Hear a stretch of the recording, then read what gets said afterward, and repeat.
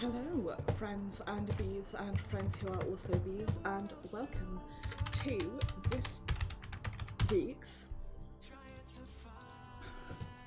NieR Replicant stream. This week you're going to have to bear with me while I, wrong button. While I get set up. I didn't realise that Mochibot needed to log back in, so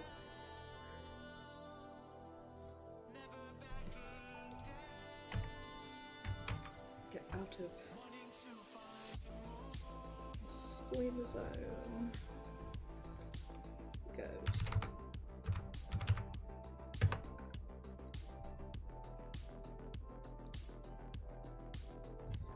You're unable to verify it.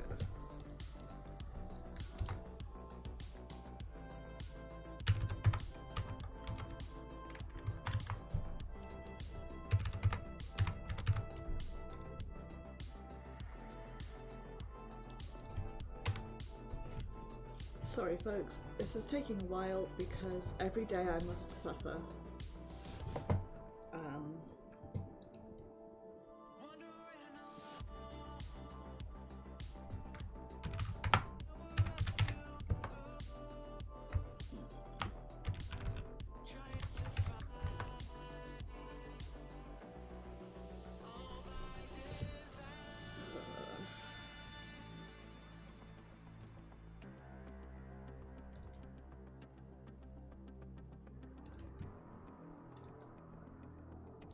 Right, that's why it was going on. It was asking for the wrong password. Anyway, hello friends. We're actually welcome this time to this week's NieR Replicant stream, where we are going to be continuing from where we left off last week, where we had a hint to go towards something called the Forest of Myth. But before we actually go there, we have got a whole bunch of side quests in and around Facade that we are going to be working on. But we are going to talk to Popola and get to the next stage of the story first. I am streaming a bit, and by a bit I mean an hour early today. It's because the FF14 live letter is during the last hour of when I'd normally stream, so I'm going to be going to 6:50 my time, and then it's live letter time. So let us swap over to the gameplay and make sure that Pretzel has paused and get loading in.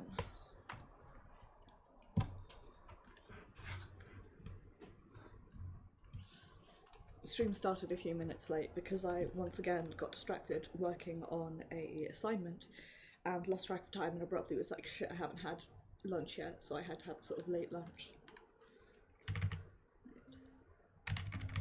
There we go, that's better. Let me move my mouse out of the way, and we want to go... Oh, I forgot to log in. I bet one of my plants have died. No. Yep.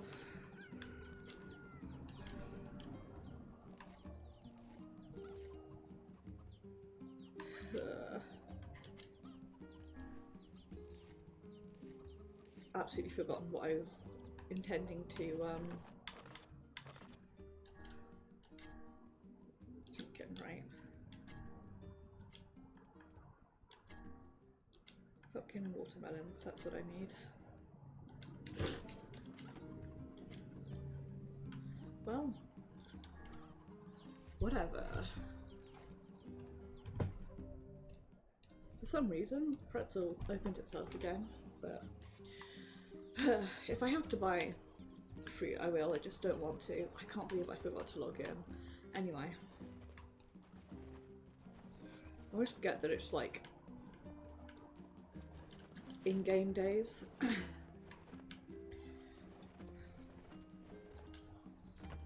Incredibly annoying.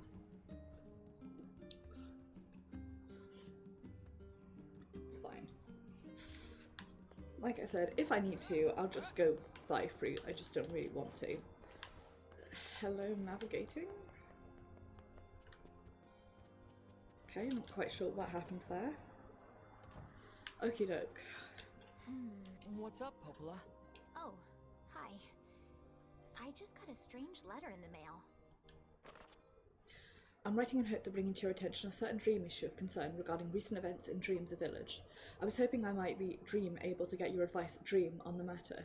Recently there have been reports, dream, of a certain dream of dream, evil, dream, empty, dream, curse, dream, evil, dream, words, dream, someone.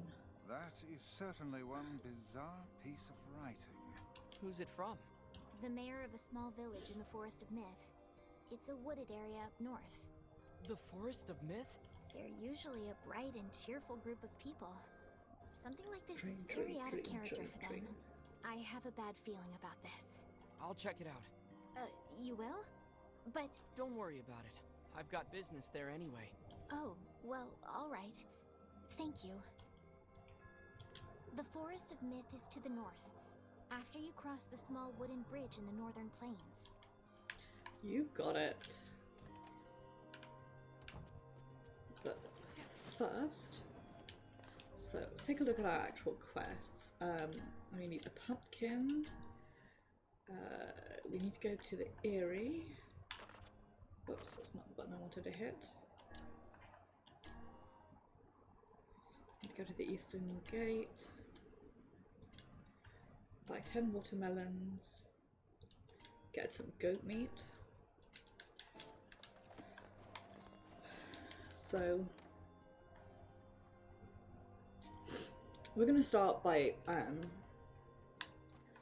going to Facade and not the Forest of Myth, where we need to go. Because I want to. Well, Right. Let's turn auto battle off. And alongside my second monitor. It's weird, it must be when I'm gaming, because it, like, when I was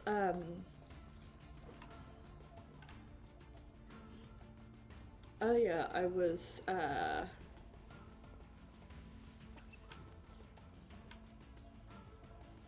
going to do the goat stuff later.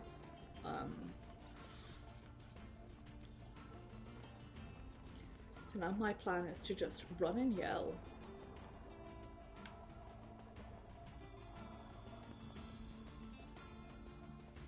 And take on the wolves very slowly and from a distance.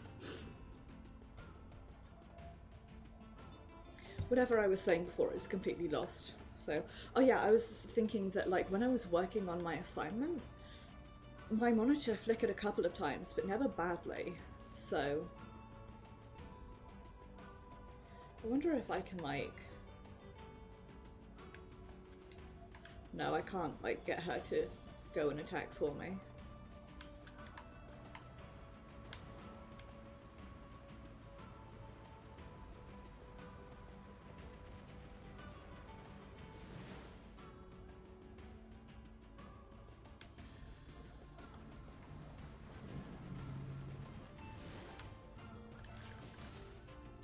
Okay.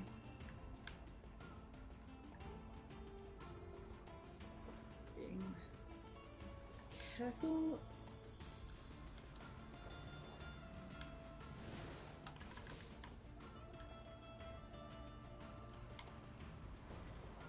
Trying to be, at least. Okay, you... No, Yona, you please go attack them for me. I don't...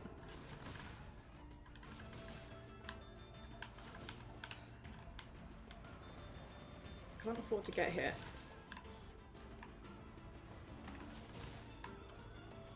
I said, Yona. You unlocked the Fighting Wolves tutorial. It wasn't actually Yona that I meant, but Kaine It's just that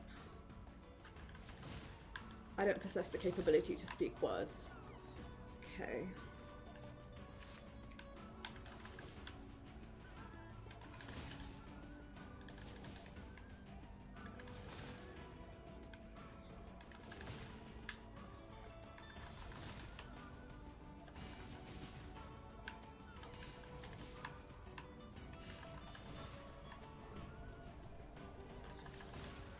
There we go.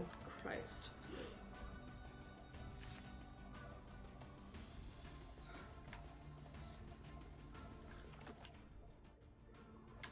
Okay.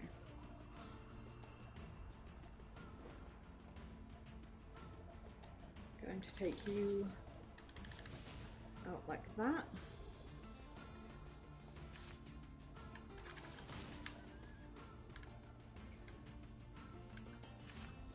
And then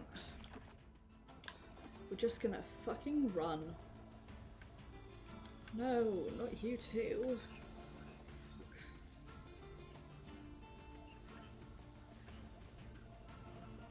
The just fucking run method is working out fine for me. So, God, kinda you scared me. No, no.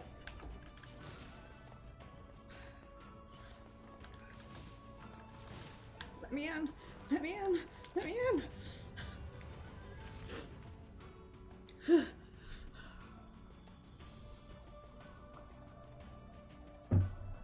my god. It was stressful. Right.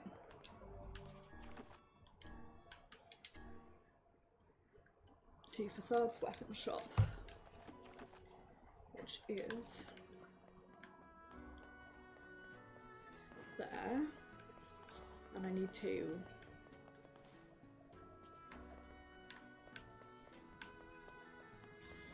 slowly and carefully get down there.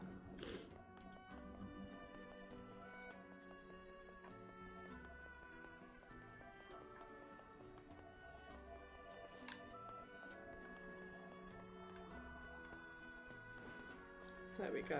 Hi there. I've got a parcel for you. It's a thank you gift from the traveller that visited earlier. Thank you so much for bringing it all the way here. We'd better report back to the client. God, I'm so...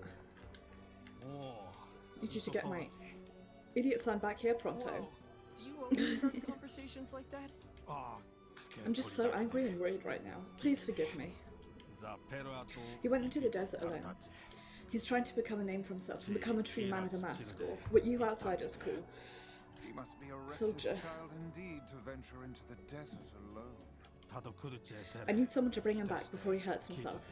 Can you please help me out? Sure, we'll take care of it. Thank you so much. You're welcome. Also, do you have... No, okay, doke.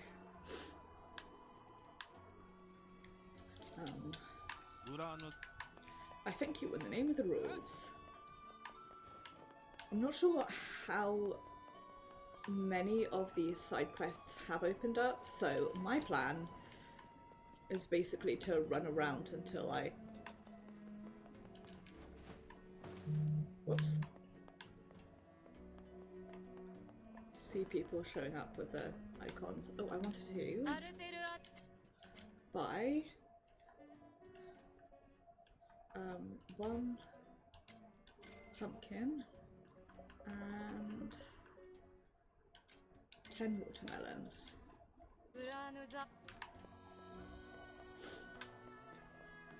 Okay.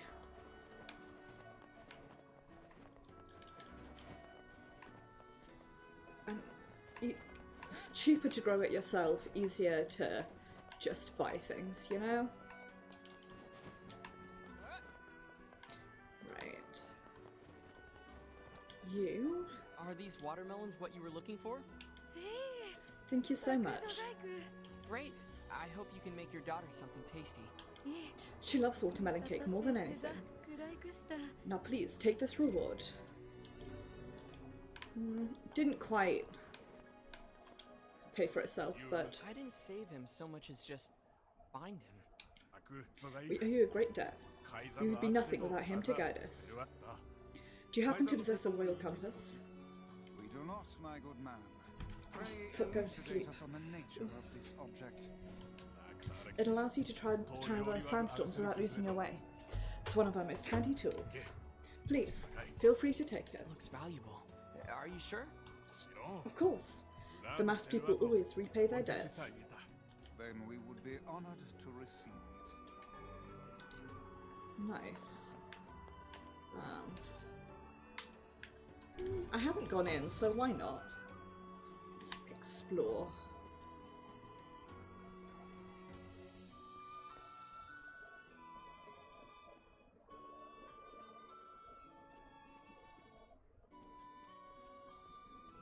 That sure is a bed.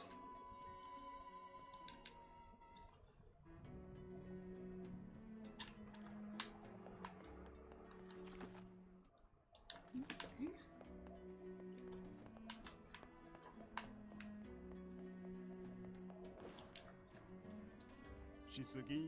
What is it? Forgot your full usage at the spans about well. And what, pray tell, is that? Have you noticed the stone structures in the desert? Yeah, I saw something like that.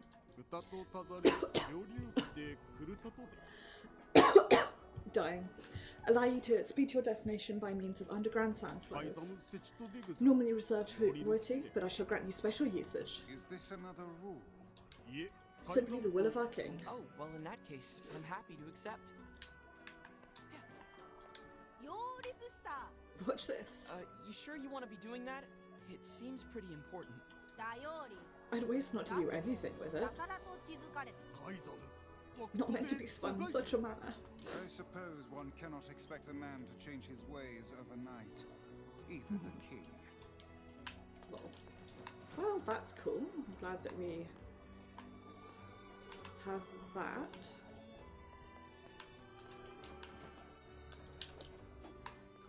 This isn't Legend of Zelda. Can't break pots.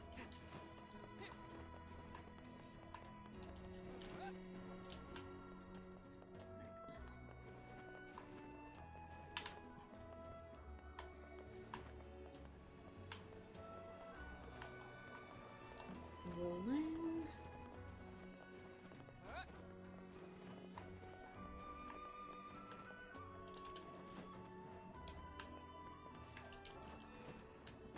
You have a quest for me. Do you have a moment? What do you need? My daughter's been missing for a few days, and I wondered if you heard anything. Can't say I have. Sorry. Oh, But we'd be happy to keep an eye out for her and let you know if we find anything. Does the girl have any identifying marks or scars? she's probably wearing her gold ring. It's a family heirloom I gave her a little while back, so I doubt she'd take it off. In any case, thank you very much. Hey, do you have any fluorite for sale? I'm sorry, but the mine that supplied us with that material has been exhausted. Oh, I see.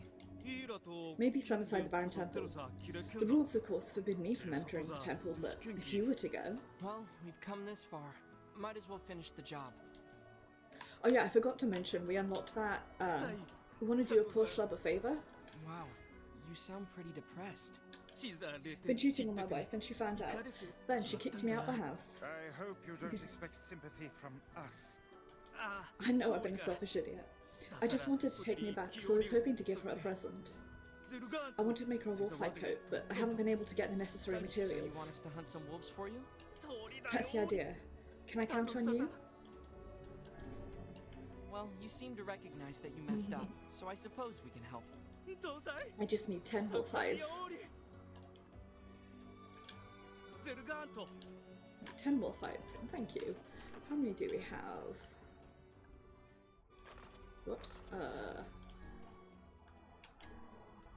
2, right, I'll go out and fuck up some wolves. Girl has gone missing? Well, last time I saw her, she was hanging around with her boyfriend. Okay.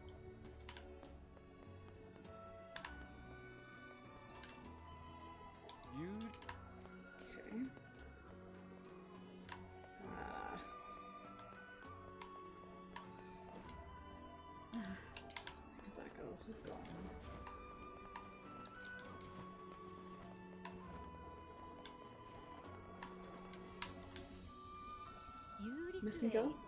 I saw her at the lowest level of our city just yesterday.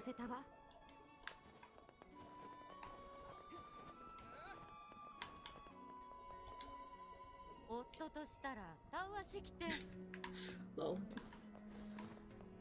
Oh, I wanted to see if I could buy anything from that dude. Oh well.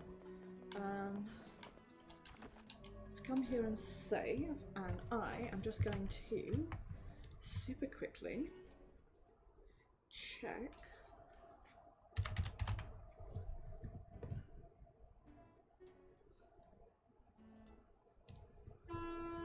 Oh, it's bridge time. So,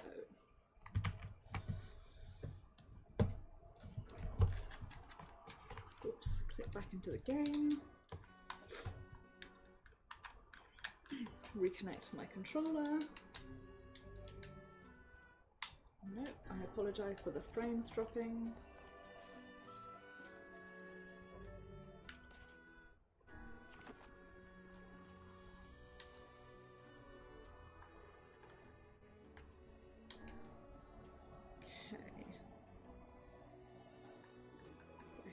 Apology. Atlas hero and missing girl. Cool. This means is I have all of the quests from point 1 now active. I just need to do them. Right. Let's start with going back out into the desert. We're going to go hunt some wolves and look for the missing hero. There we go. I don't know what was happening with my frames there, but it's okay.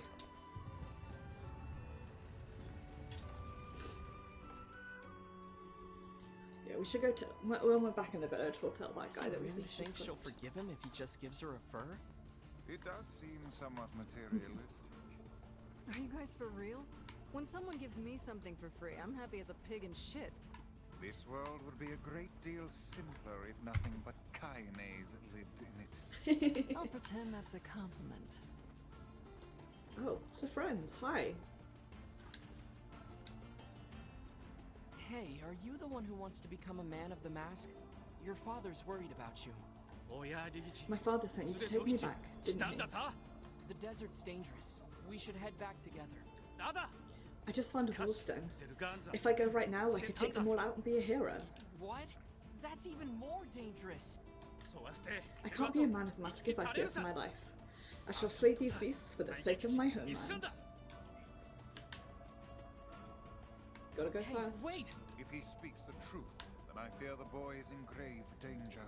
Yeah, we'd better catch him before he reaches the den.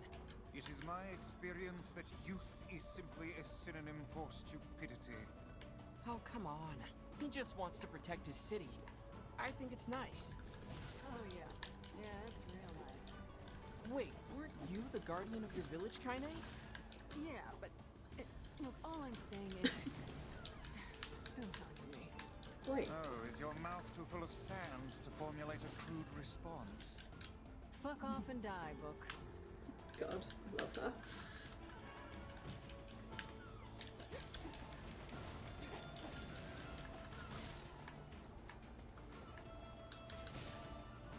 Right, let's actually... We lost him.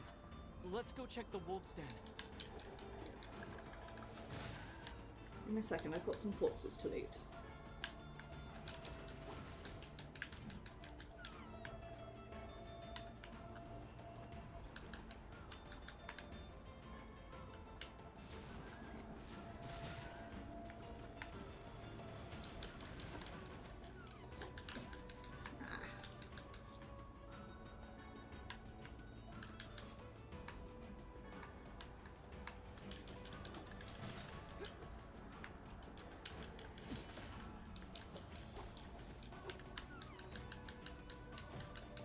Rude.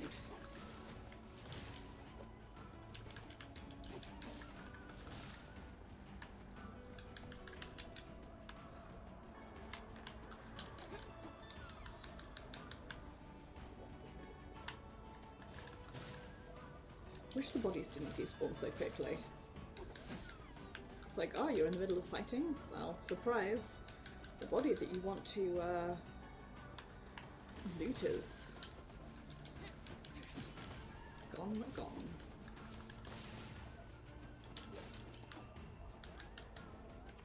No idea where the stone actually is, but I presume it's over from where the wolves keep coming. I wonder if it's like time gated and the longer we leave it, the more likely it is to... Please, I don't want wolf fangs, I want fucking furs.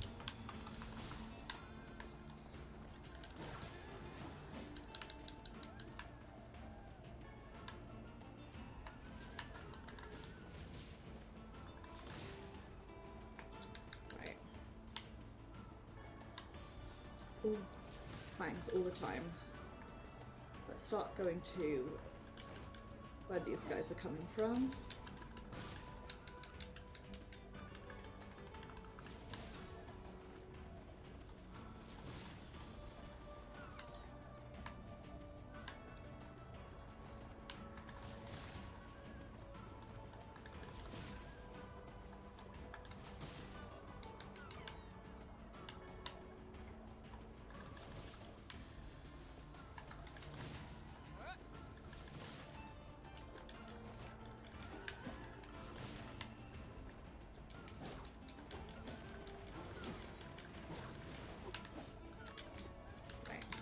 One wolf hide.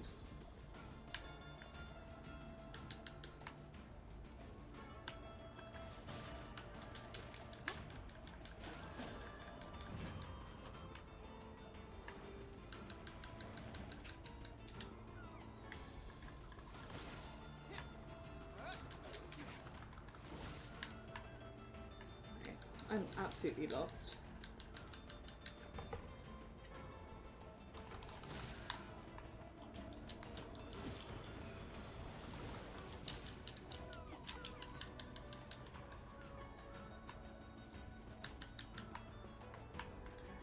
The wolves are coming from this way now, so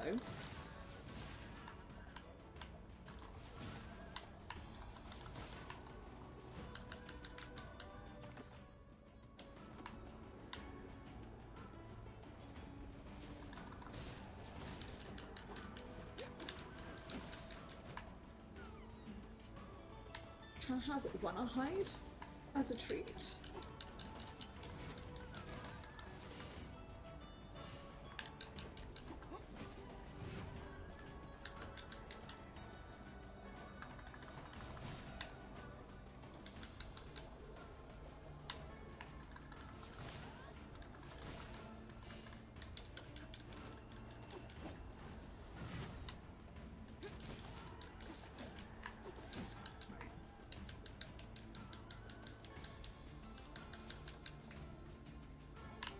Let's just go over to where they're coming from. Let's see.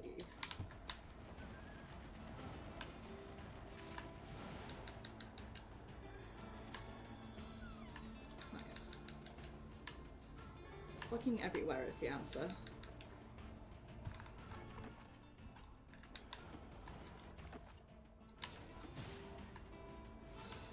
Actually, I'm going to turn this off.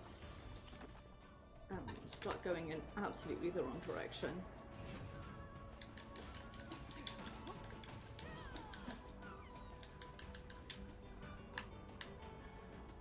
Right. Roll. Roll.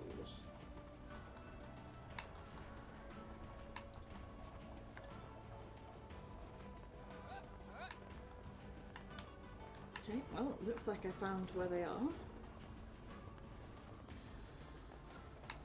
Or not. Yes. Who knows?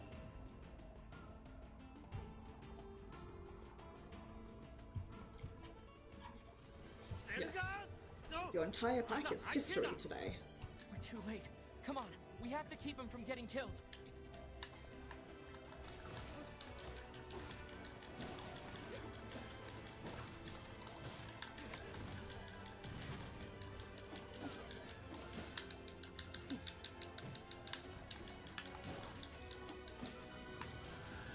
Tiny can do that. I'm here to loot corpses. Okay, so stop bumping into me. I'm here for hides.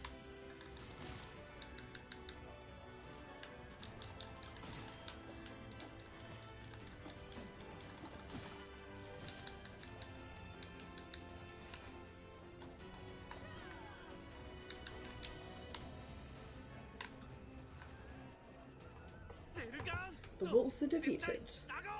This guy is insane. He could have died. He reminds me of a certain someone. Read. Hey, I'm not like that. Oh, I wasn't done. Thank the gods. Do you know how much we worried about you, boy? Your son is a boy no longer. Though we urged him against it, he vanquished an entire den Barely of any work. wolves nearly by his lonesome. An entire den? I found them all by myself and everything. Now the town won't have to worry about this idiot. You honestly think to defeat an entire pack of wolves by yourself? I knew these people did most of the work for you, but they would have killed other people. They would have done no such thing because you could have come back here and warned us. You attempted to do right, and for this I am proud. Father, I'll speak to the king's advisor. If he will have you, then I will give my blessing for you to become a man of the mask. Truly, father? But you must never do such a truly foolish thing again. A true soldier knows when he's outmanned. He knows it is not shameful to seek the aid of his fellows. I swear to you, someday I will be as proud and wise as you. And thanks to you as well, my friends. Here, this is for you. Nice. We didn't do much. Still, I'm sure your son will make a fine man of the mask. Doubt. He is my pride and joy.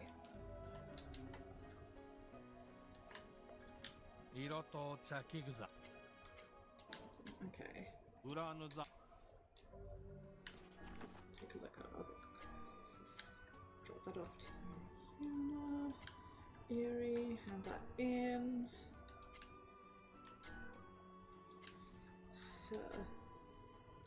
Barren Temple. Seeing with her boyfriend on the lowest level of the town. Right.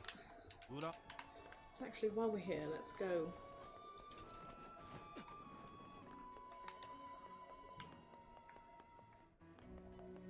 Around here a bit more. Only nobility may enter the treasury. Well, I'm noble. You know, noble of heart or something.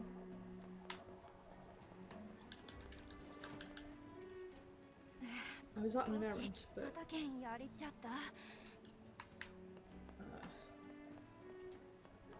broke a rule. Fuck. Now I'm going to die in sand like a fool. I'm covered in sand. Could I have something of you? What is it? In order to strengthen community solidarity, we must interact with others on a regular basis. You've been spending a lot of time in our city lately. Might be nice to have you join in. What do I need to do? First, I'll tell you who to speak to and what to say. Once you deliver the message, you'll receive another message that must be delivered. You must do this 5 times. If you make a mistake, you start over from the beginning. Recipient knows what message you'll have, so don't try and treat your way out the obligation. Do you truly think this is the best way to increase community solidarity? I'm sorry, but it's a rule. Would you please consider it? Hey, I'm all for making friends. Let's do it. Thank you. Here is the first message. Recipient is the person guarding the left side of the exit. The message is, the masked people respect their rules. Wish you good luck. This is one strange game.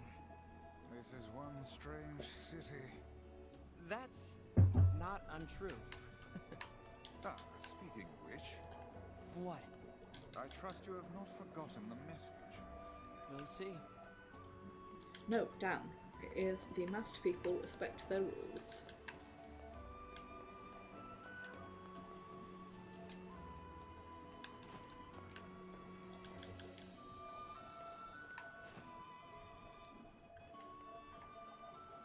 Okay.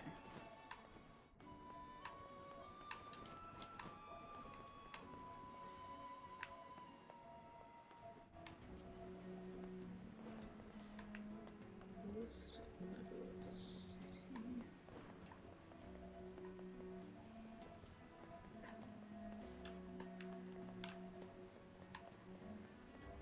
How are you meant to like get up from here?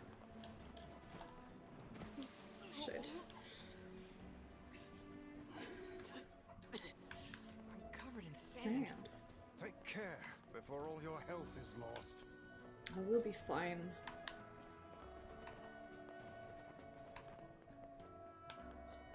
Okay.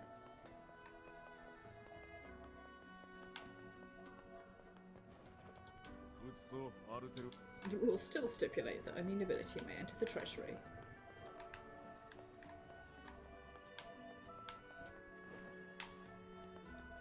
Okay.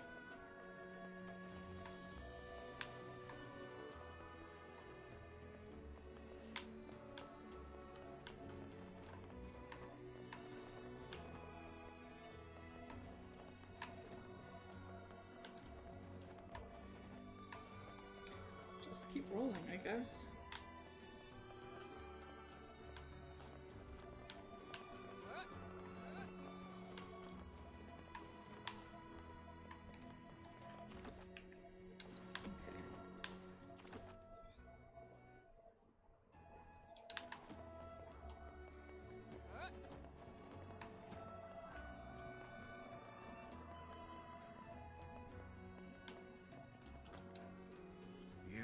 Okay. Could have sworn she was shopping with someone at the Strange Things store.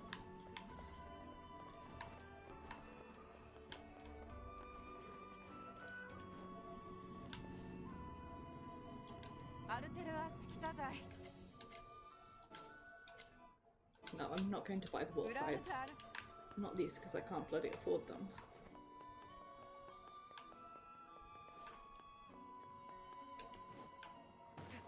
Ow. Okay.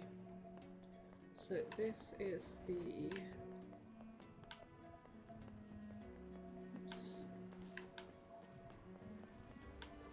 Place I was wandering before.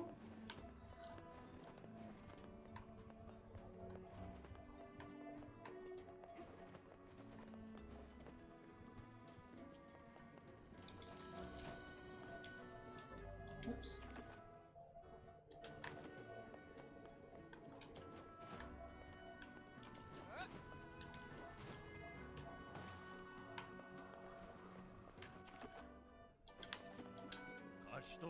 Okay.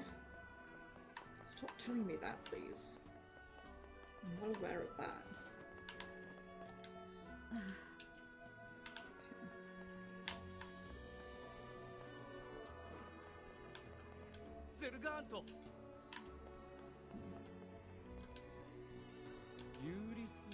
Hanging around with her boyfriend and shopping with somebody at the lower levels of the city.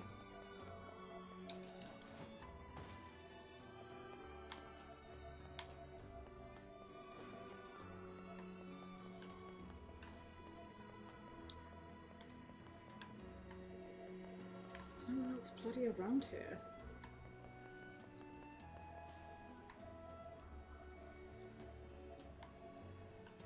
A way to traverse this would be nice.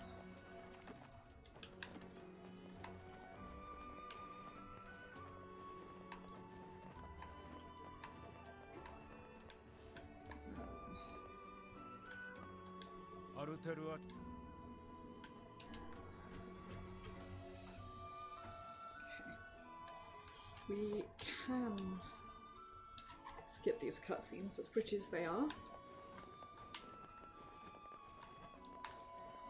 Person guarding the left side of the entrance. Here.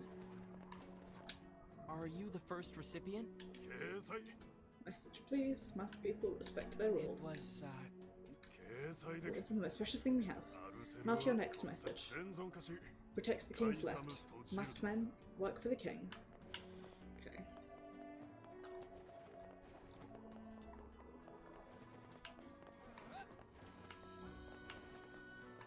We'll worry about that later.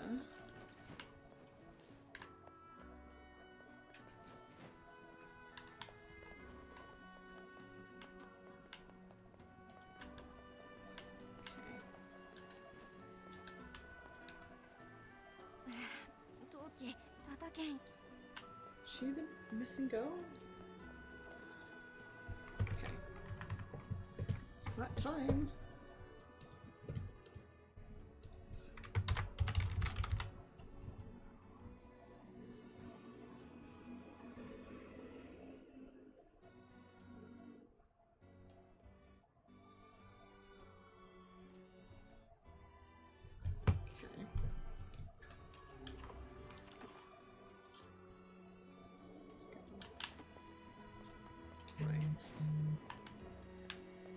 Okay.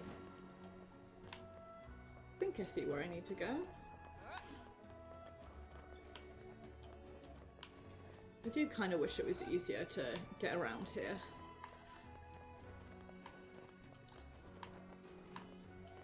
Oh well. Oh, bridge says honk. I apologize. It's Saturday, you know what that means. It's the bridge yelling hour. Oops.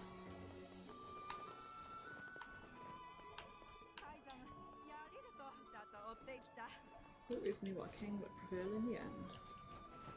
Right. Somewhere around here. Yes.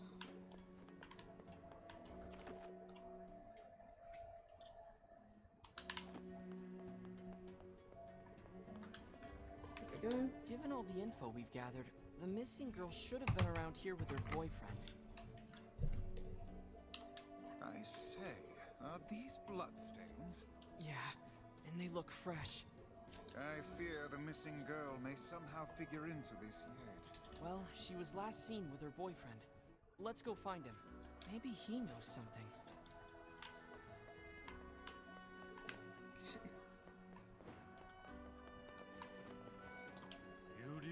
I haven't seen her. Why not ask her boyfriend? He's standing watch at the town entrance.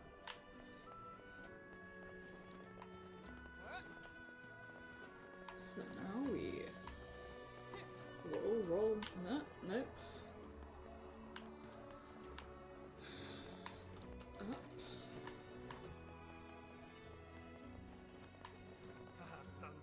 Boy, become king. Just imagine.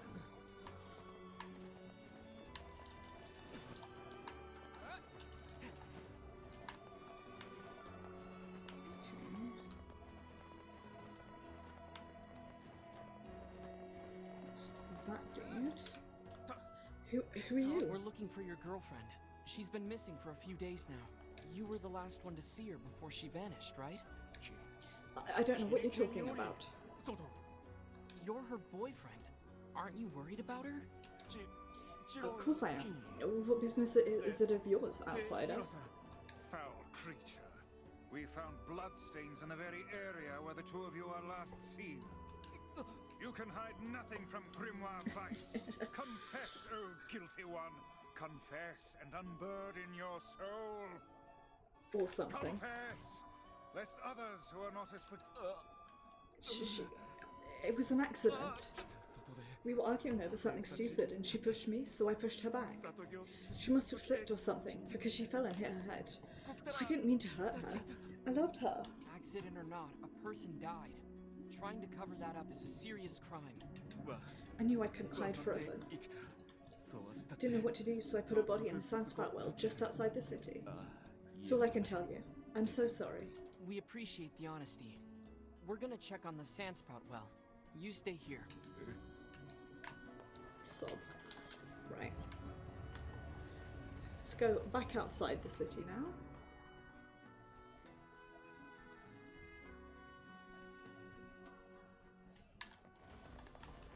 This may wind up being just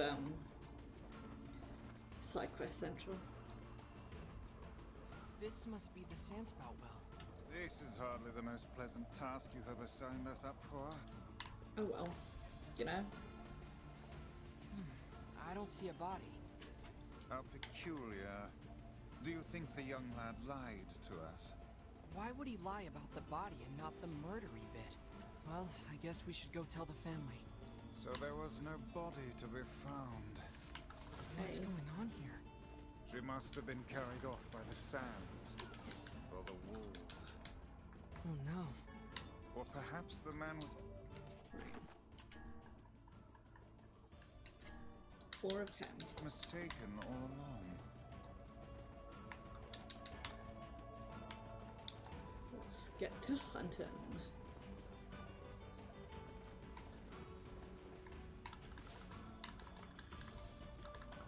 There's nothing here. Make haste. We shall be buried in sand if we remain much longer. What?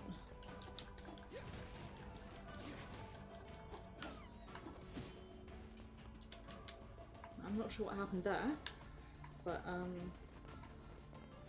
wasn't what I intended.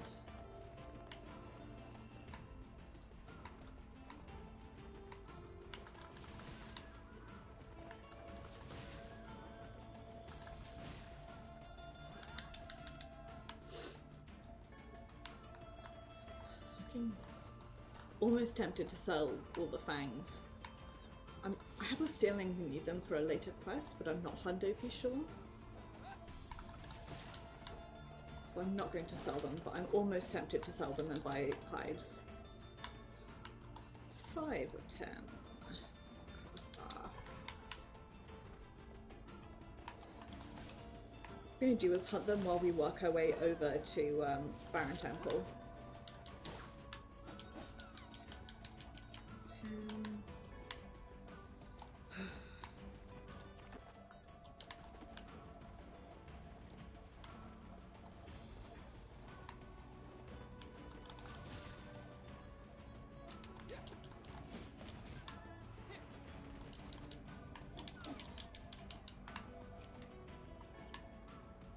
Fucking fangs.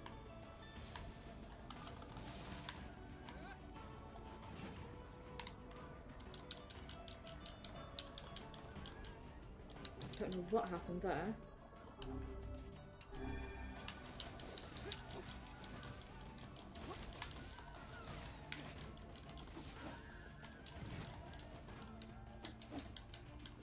Right.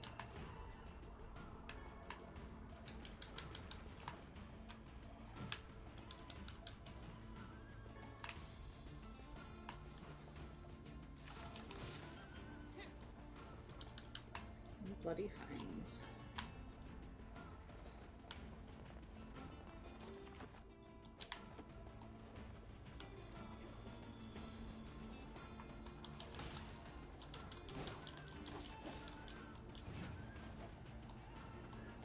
Right, kinda keep them distracted while I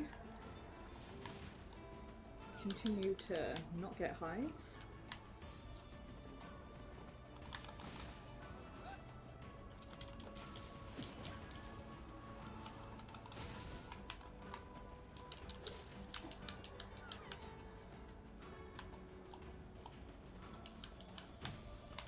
You, buddy. That's 6, I think. Yep, 6.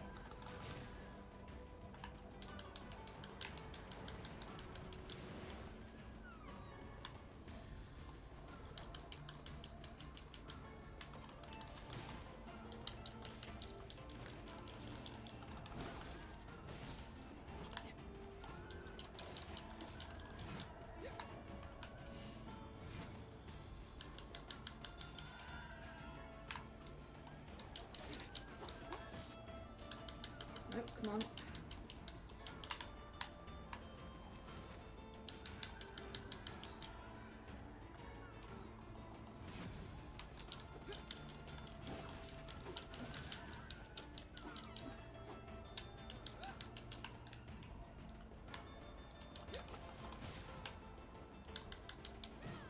Fuck you.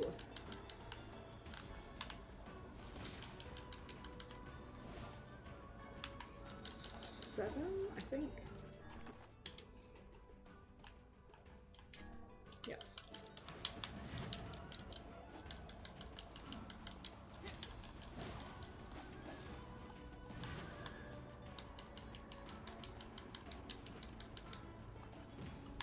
Oh.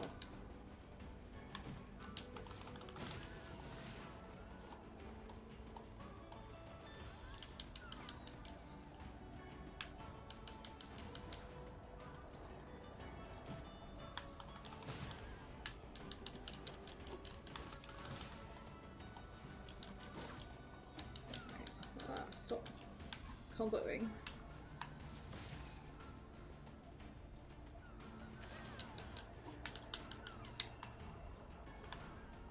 Eight.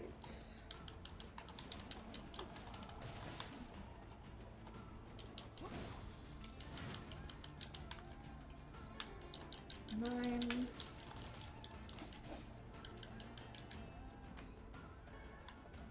Oh, one more. Just one more. Hide. Give it to me. Oh, come on, that's not what I asked for.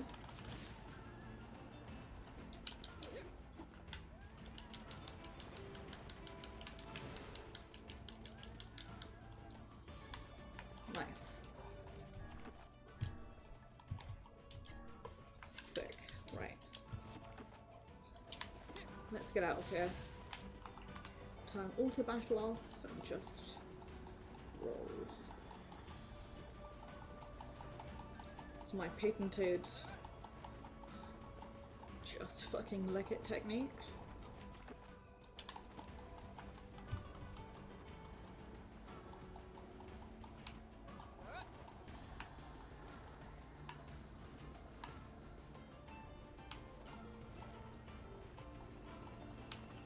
Forgot that I could, well, I suppose I don't really need to like hunt in the desert anymore, so.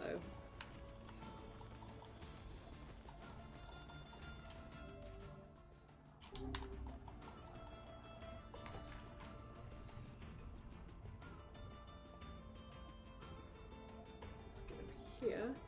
I may have to AFK for a second, we'll see.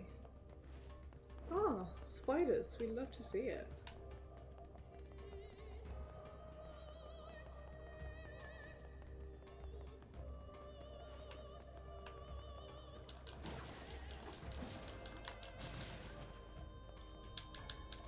Nice.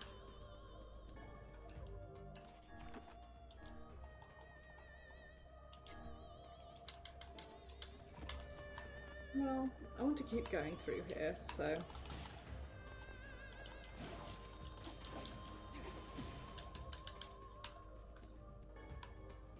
Also because spider silk is valuable.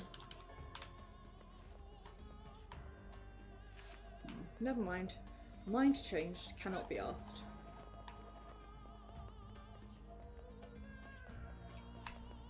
Let's get out of here. If I have to come back here to hunt later, I will, but she's really nice and always says nice things. I mean, like, as a character, she just appeals to me, you know? As like a character trope. Right, where's my method of transport? How do I... These...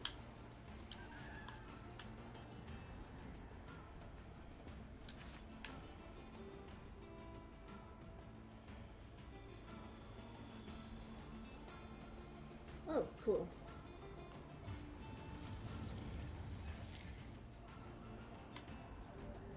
You've unlocked the Barren Temple, Sandsprout. Bye. Must need to unlock at least one more well before we can use this. Annoying.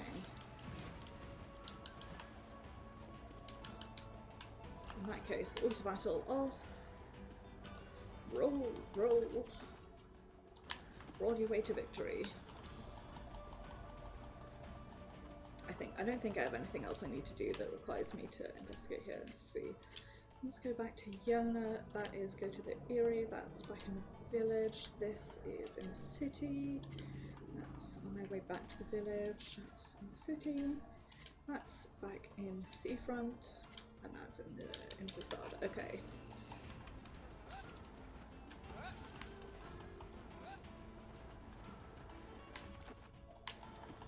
Ooh, on your way to victory.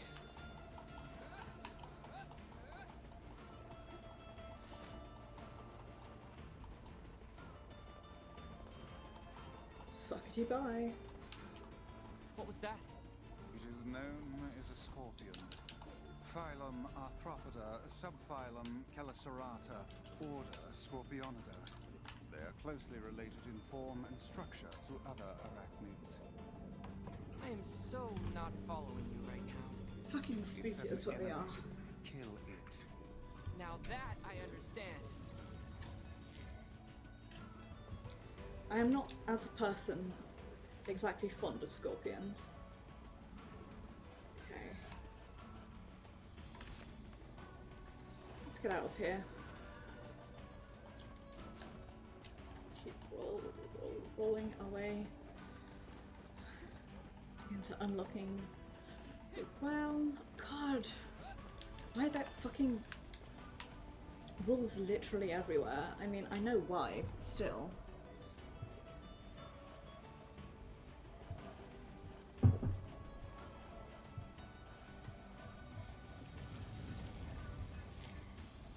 I'm gonna actually look for facades for a while. Oh, sick. Give it all you got, Kaine. Okay, so she's on aggressive now, I think.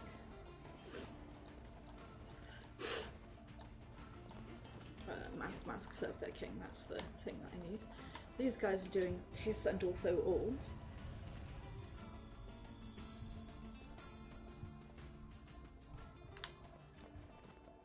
Right, let's save actually before we do anything else.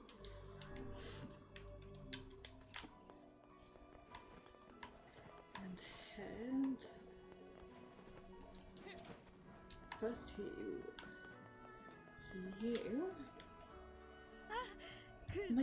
My daughter's back. Listen, your daughter is... Wait, what? My apologies for bothering you. But your boyfriend told us you were... By the gods! You're alive? But how? What's going on? You're all acting like I died or something. Yes, you're acting terribly strange. But back there, the well. Whatever. I don't understand a single thing that's happening right now.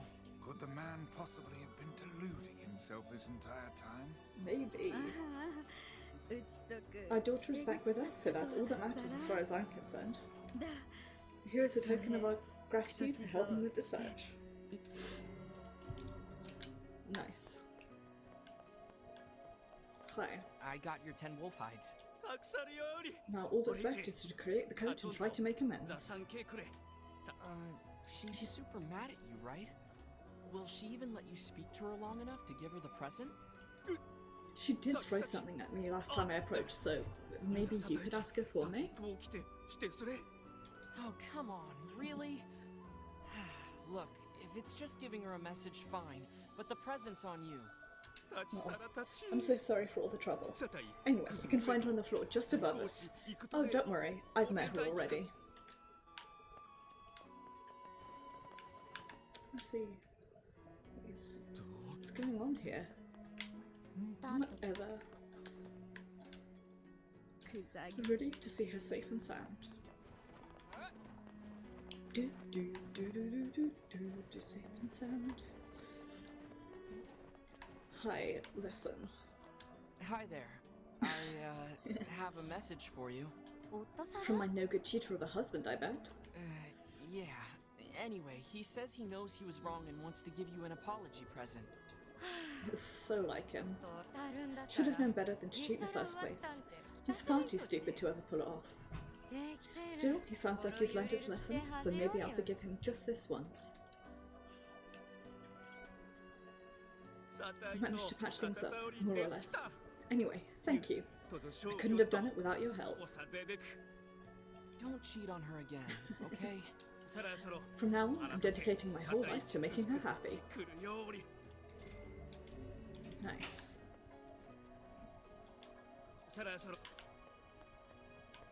So many things, meow. Right, let's take a look at our other incomplete quests. The only one we've got left to do is Tangled Message, so let's finish that off.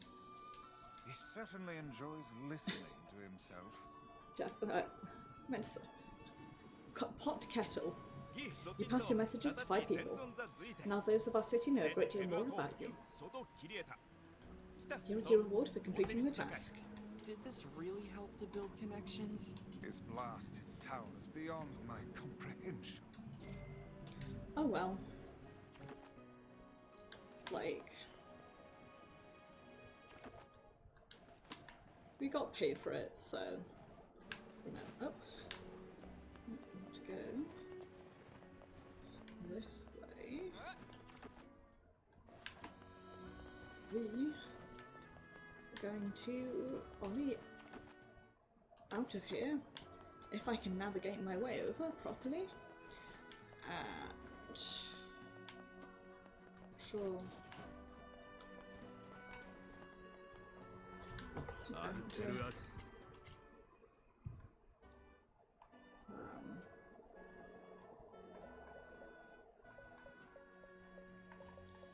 Actually, let's take a look.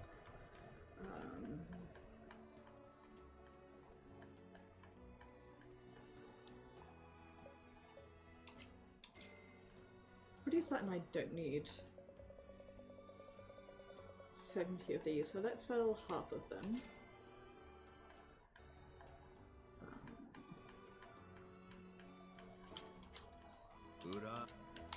And probably pick up some more medicinal herbs while we're outside. So let's save. And some... I'm going to grab 3 pieces of goat meat.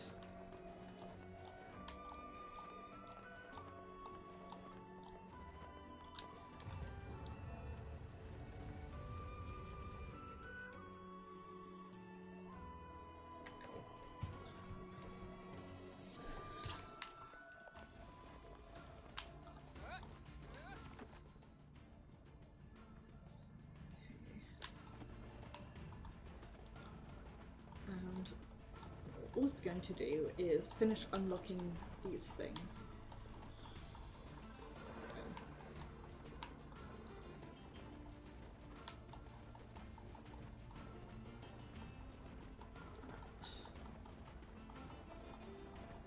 It's a bit less of a ball ache later down the line.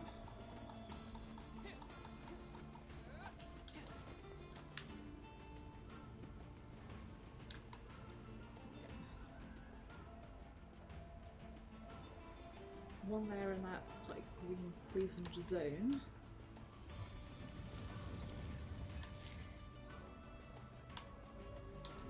Desert entrance.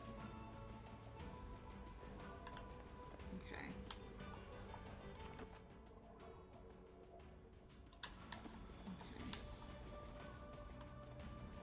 There's one there, but we haven't needed to go there yet, so I'm not going to worry about it.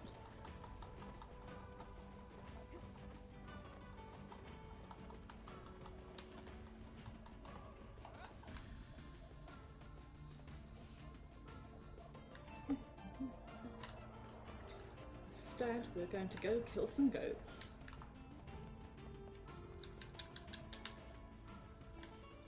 I knew I would get herbs. Just like lying around here.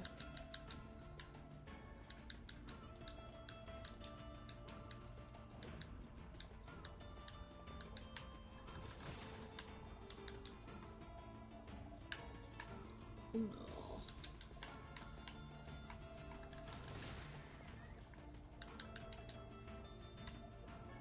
Dos.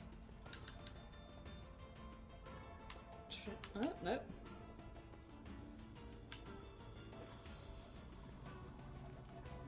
The time when I don't want the hide anymore, and it's like, time for hide now.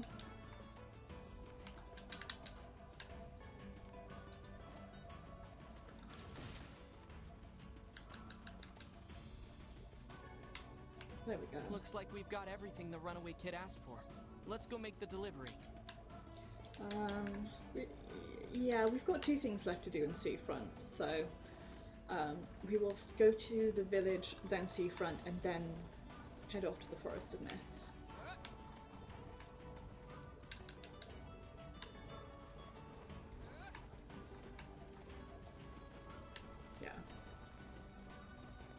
Sounds like a sensible way to do it.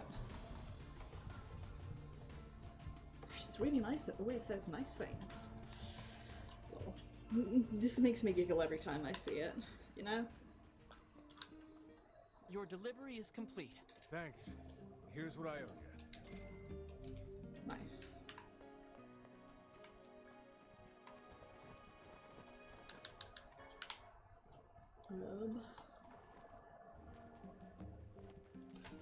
Anything else to drop off in the village? I don't think so.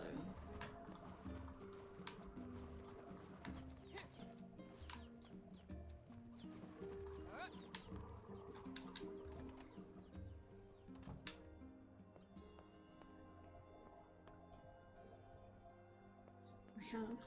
I got your pumpkin, Yona. Thanks. You've sure been eating a lot lately. Oh, I'm not eating them. You're not? Ta-da! Here you go. I made it all by myself. Is this a cake? Yep. Popola taught me how to bake one. I made it for you in secret. Wow, Yona. This is, well, it's a surprise for sure. Come on, try it, try it. Yeah, this is so good. Yay! You're always super busy, so I wanted to make you something to help keep up your strength. Well, That's really sweet of you, Yona. Thank you. Sure. Actually, I made like 7 cakes, so there's tons of Jesus. leftovers. let's hand them out to the The villagers. life of an elder sibling continues to be a trying experience. You're telling me. Maybe with certain younger siblings. We should play a game together sometime too.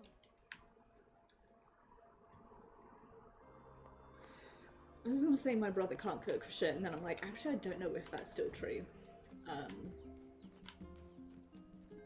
So, Popola made me this huge cake that was really yummy, and everyone in the village has been wishing me happy birthday. It's fun. I feel like a princess or something. I don't feel sick at all today. In fact, I almost forgot I had this disease. So maybe you can forget about it too and come back home now? Oh.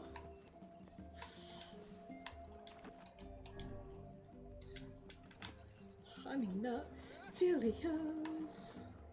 Okay.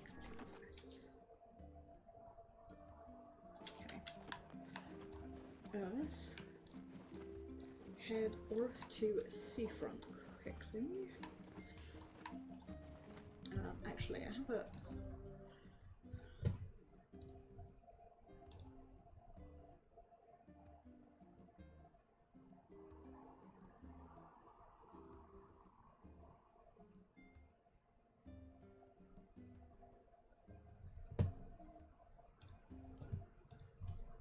Okay, well, so the Runaway Son, I just looked at a guide because of who I am as a person, and it's going to send us to a bunch of places, including back to Facade, so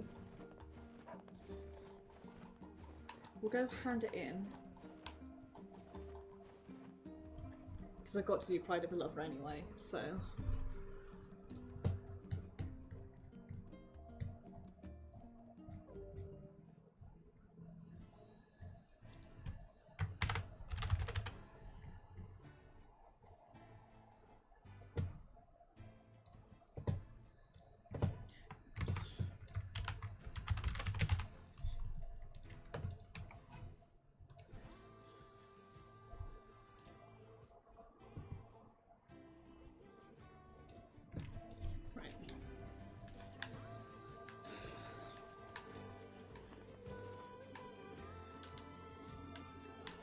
Time. So glad that dude isn't there anymore. Whoops. Well, not what I intended to do, but there we go.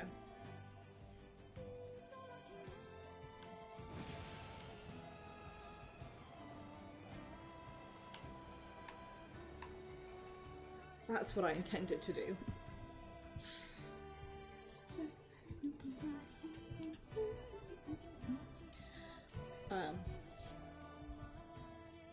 What we're going to do is do these two things in Seafront, then head back to actually do the story and do the Village of Myth, I think. It's a as good a way as any to do this, you know? Hi, are you the guy who's taking care of that runaway? Runaway? What are you talking about? It would seem we've been bamboozled. You've got to be kidding me. Seriously? Still, I guess we can tell his father he's alive at least. F. Big F.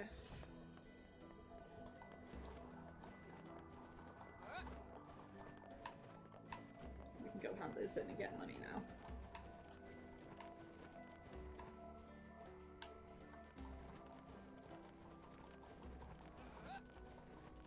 Hi, dude. Guess what I have for you? Here's that ore you wanted. Oh, thank you! Now maybe my girl will let me hold her hand. Here's the money for the material and a little extra for your time. Nice. Hold on, this is way too much. Oh no, controller, Are don't you disconnect. kidding? That's what fluorite costs you on the open market. I only threw in a few coins for your trouble.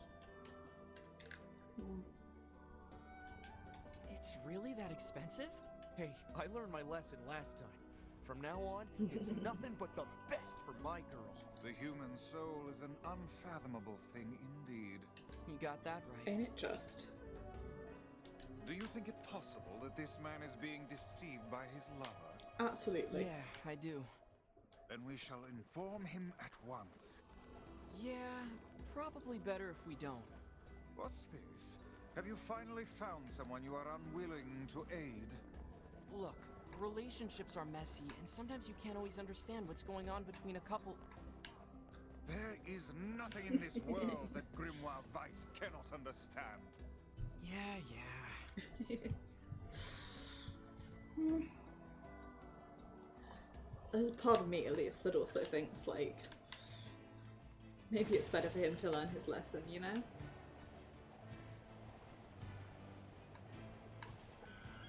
Whoops.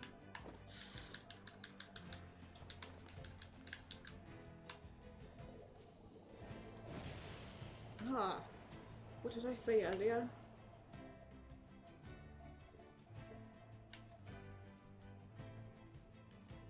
Gonna ride my piggy back into town.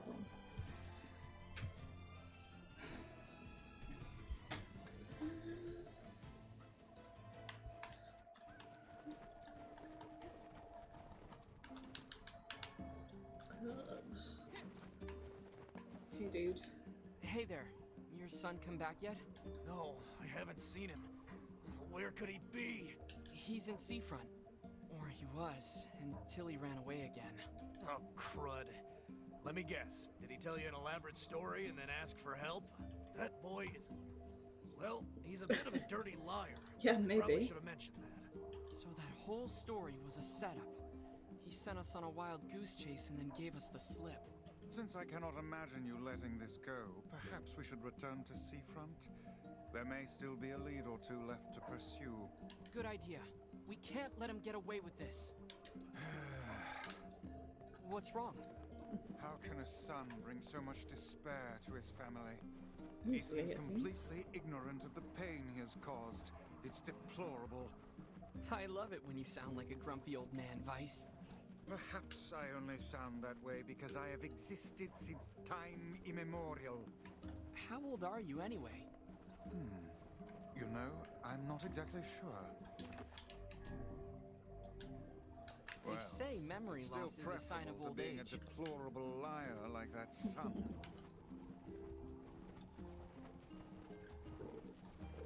Gonna stop by the area first, actually. If it's where I think it is.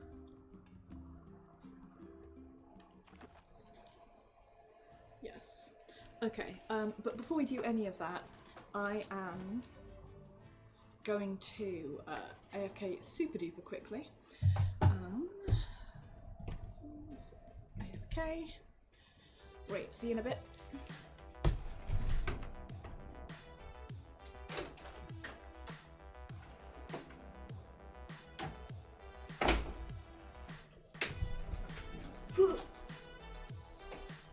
Never mind. Forget about it, as the saying goes.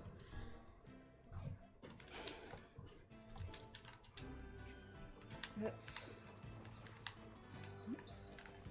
stop by the ear. Actually, hang on.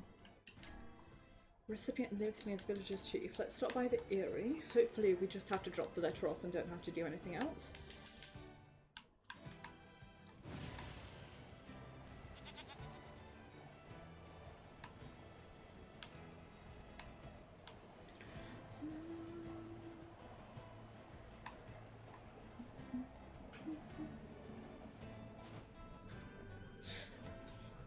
Like how we basically get flung off.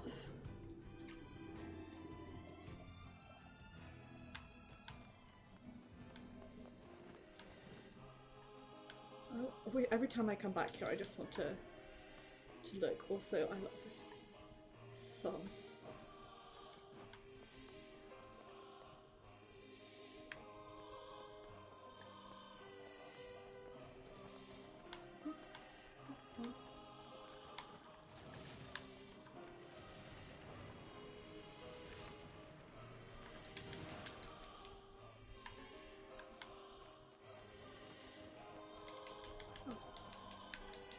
Items.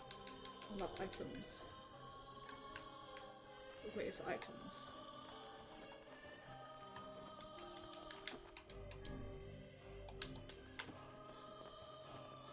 Okay.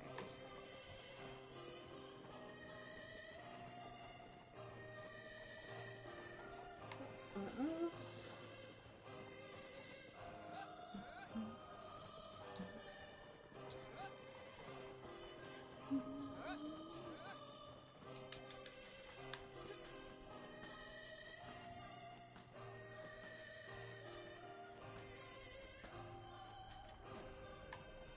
Head. It's over. It's all over. Oh, shut up. Poor girl. Stow it.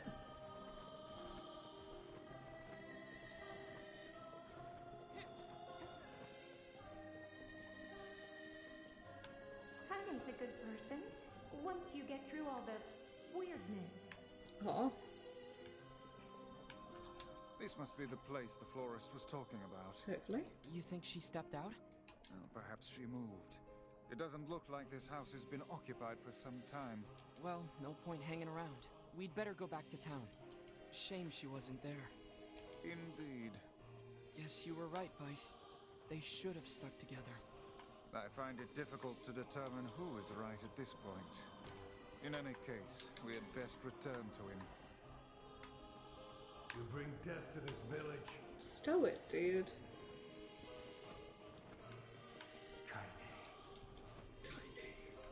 We're powerless on our own.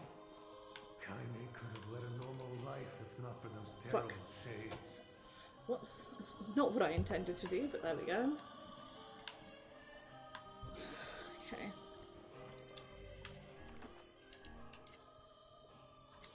Okay, well. Good to see these people are as positive as always. We've got two things in Seafront, but I feel like actually doing the main story haven't been streaming for an hour and a half, so let's go do that.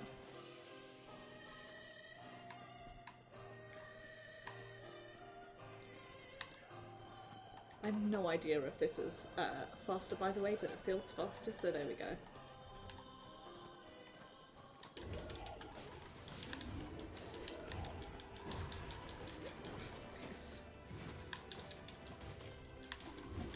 Who's this dude?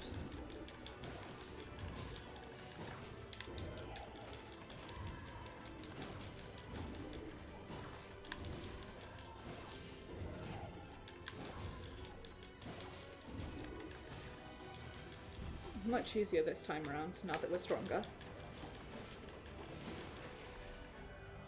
Turn. The shade had a flower? This is a freesia, the same flower shit. we were delivering to the woman. Uh-oh. Maybe his girlfriend was attacked by a shade. Well, that's non-ideal. Oh, if that's the same... Oh, if that's... Like, there's a shade of the similar design who sometimes sort of hangs outside seafront, which makes it even more likely / possible that it is that his girlfriend was attacked by a shade.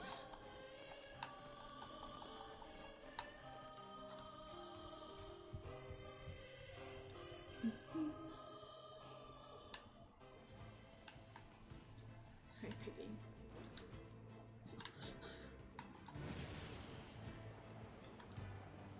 Let's explore. Okay, never mind. Pig says no explore. Okay, fine.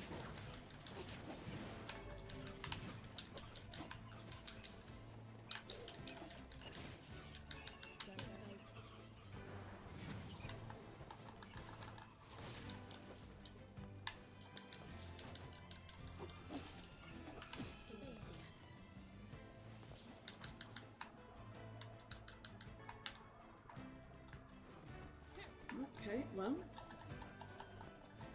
I've got some herbs at least.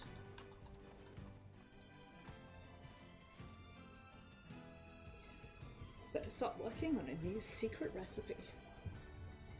I kind of wish these were like more in order, but I guess it's not necessarily possible.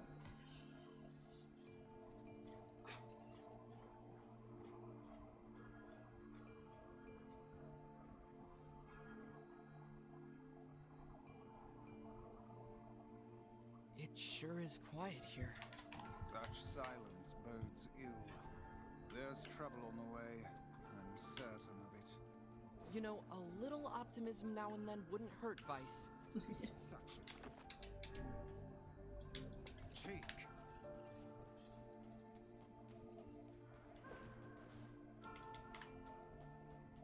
To explore.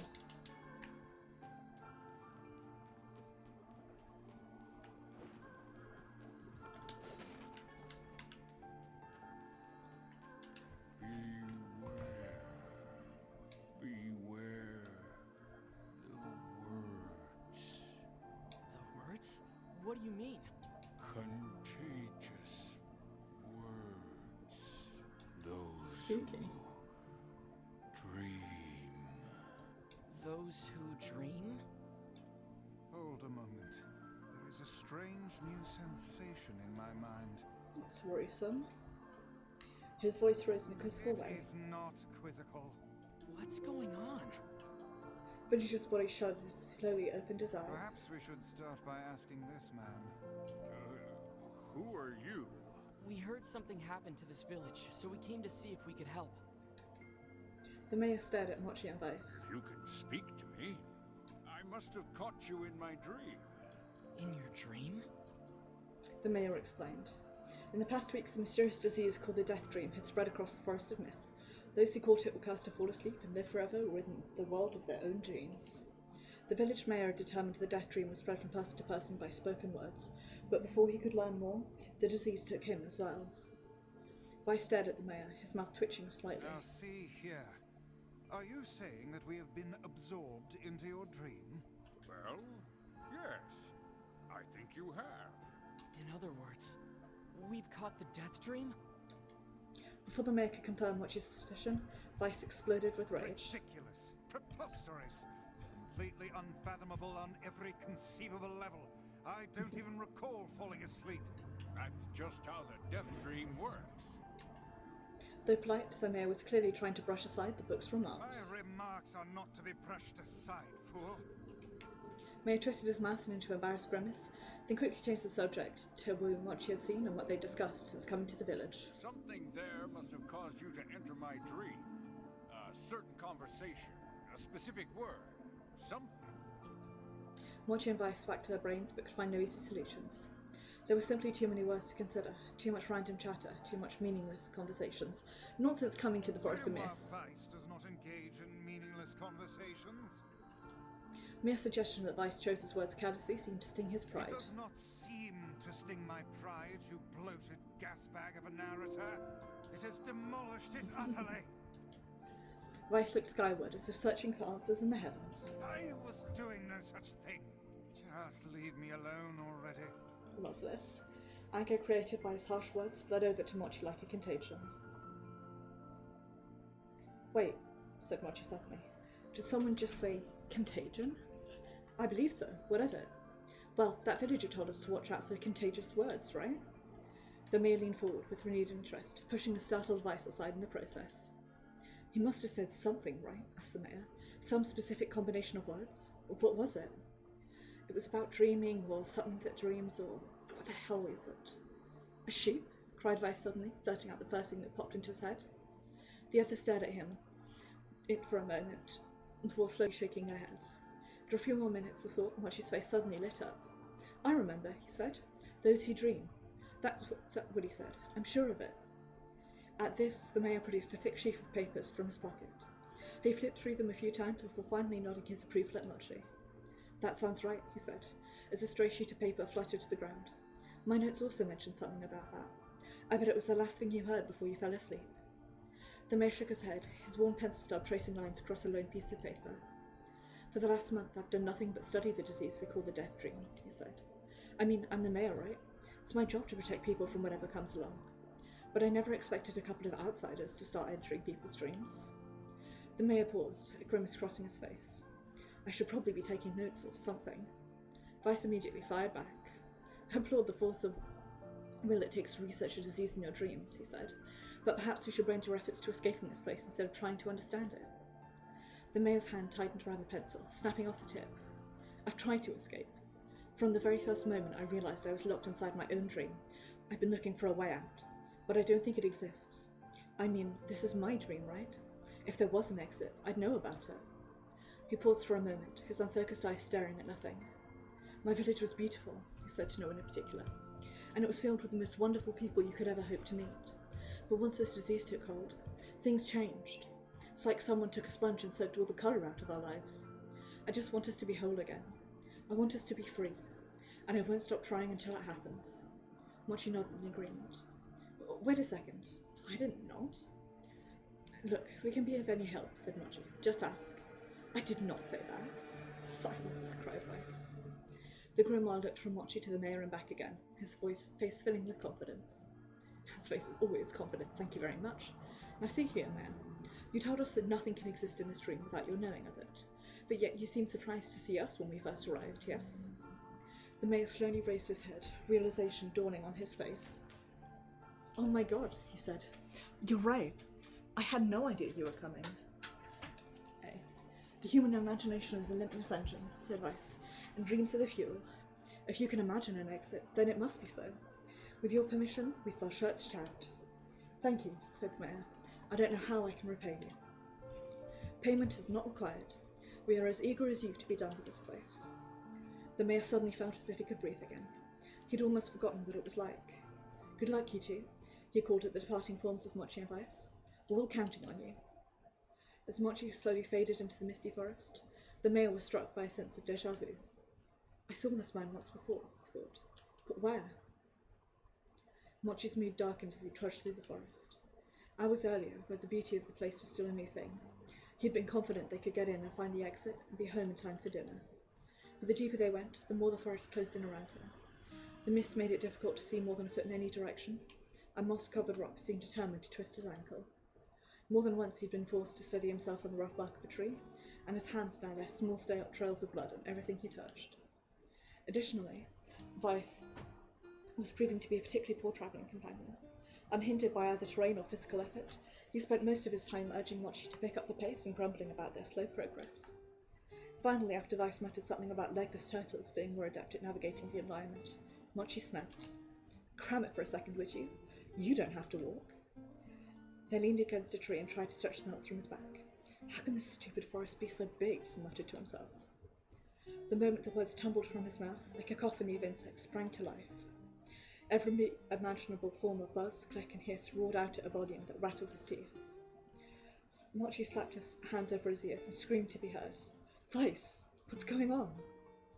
Mochi could see Vice's mouth moving, but he might as well have been shouting in a tornado. The insects screamed. The forest howled. And then, Just as Mochi's ears seemed ready to tear from his head and go running for cover, the sound diminished. Hesitantly, he removed a hand from his left ear and listened to the creatures of the woods.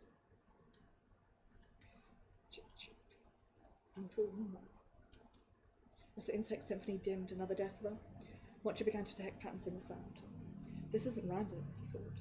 It's not just white noise, it's something else. The insects weren't just calling out, they were asking a question.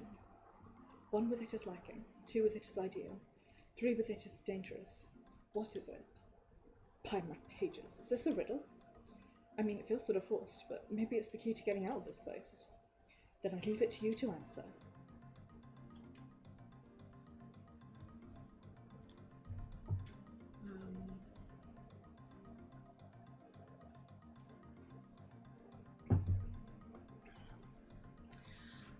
I'm tempted to say seesaw just because it's true, but also I'm tempted to say secret because the beginning of Dream Thieves, there's by Maggie Stiefvater, there's a thing about a secret, and that a secret has to have, like, if there's only one person who has a secret, then it may as well not exist. It's a non-existent thing, but a secret has to have one to keep it and one for it to be kept from, so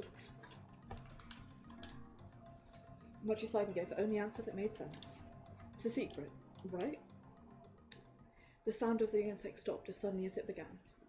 The forest undergrowth parted before Mochi like a rippling wave, opening a new path. Forest arthropods making a road for us, said Vice swiftly. Pleased at passing the test, Mochi moved on with new intensity.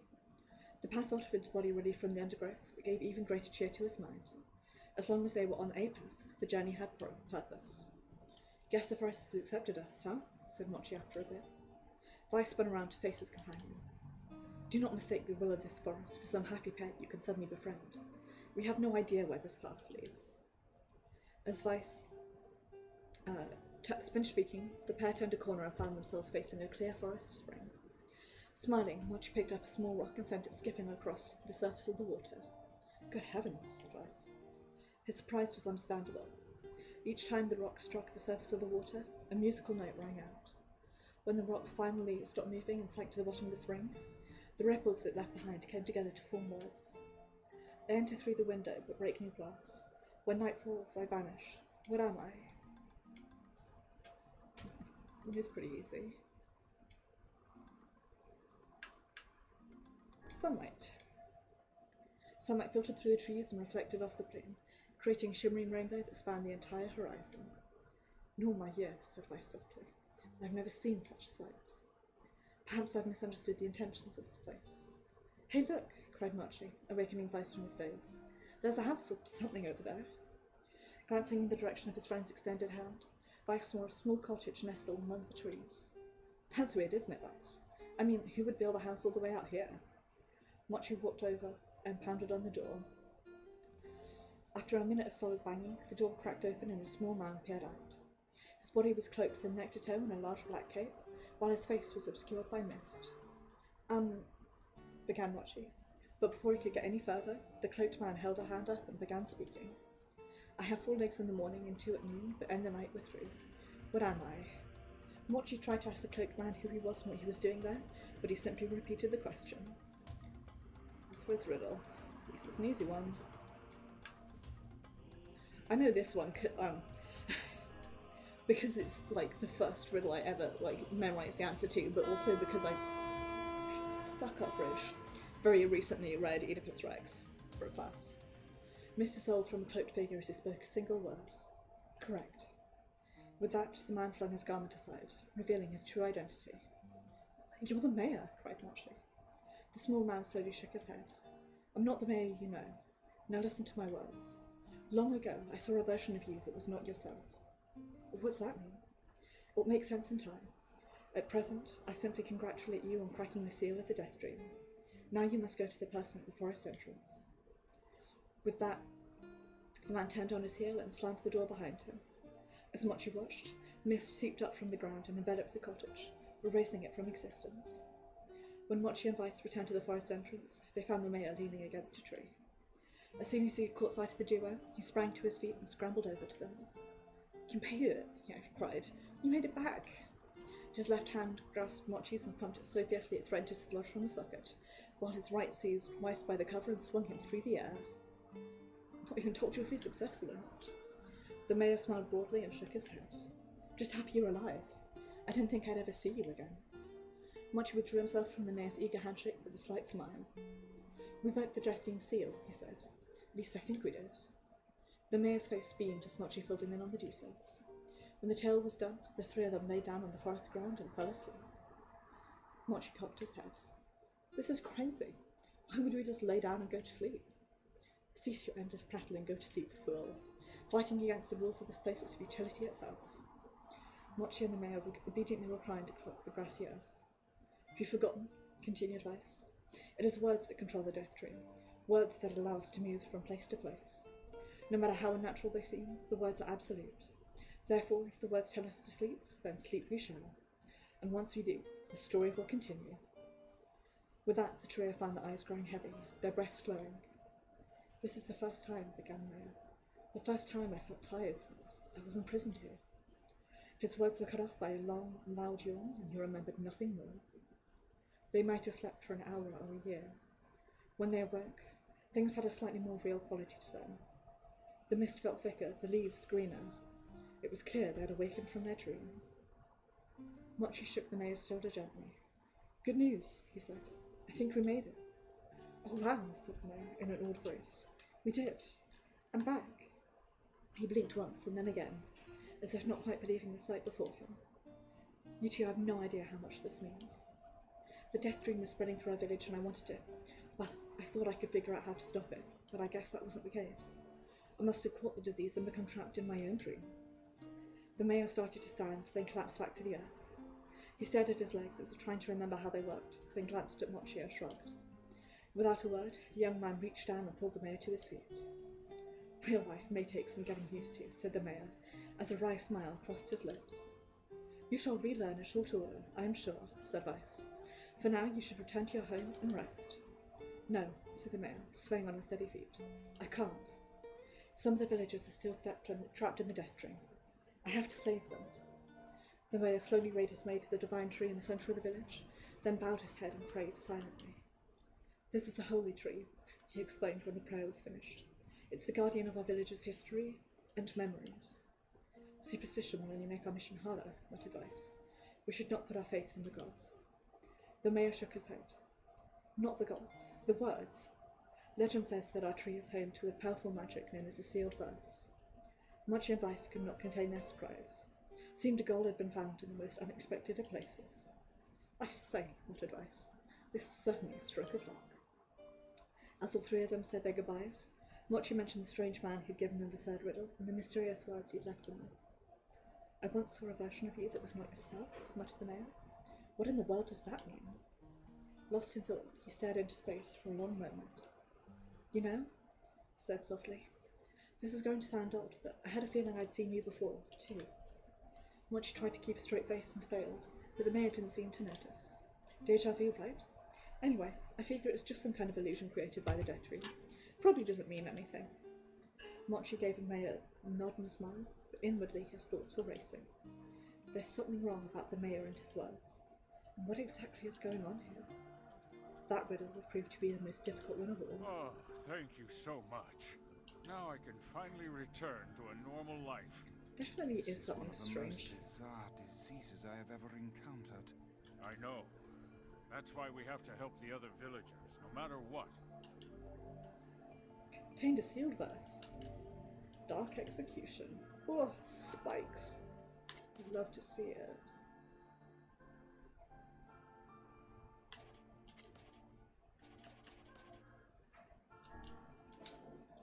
For a sealed verse, that didn't take much effort. Yes, all a touch too easy if you ask me. It's almost as if someone was guiding us to this village. Don't overthink advice. Almost as if, huh? Let's go back and save.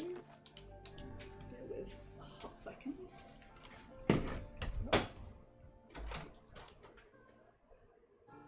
Okay, I'm going to actually AFK now. Be back in a minute.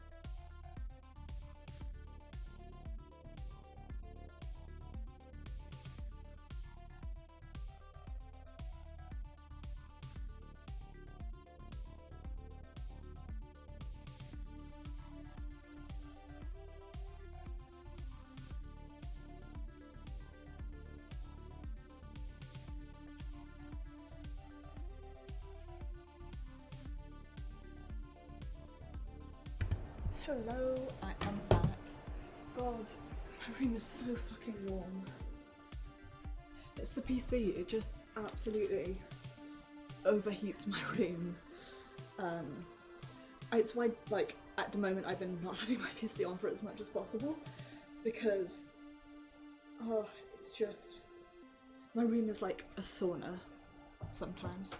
Anyway, swap back to the gameplay. Move that so I can actually see OBS.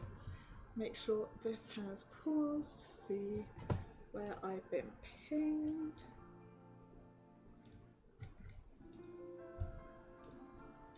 Okay.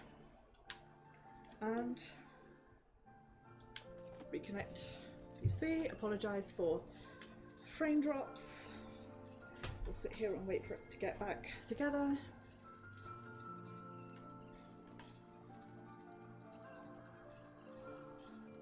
There we go. Right. Let us do you have a map? Keep on exploring. Now I can find. This is one of the most. I know. So we have to help the other villagers no matter what. Magic capsule? Shit's that do? Doubles magic damage, 60 seconds. Sick.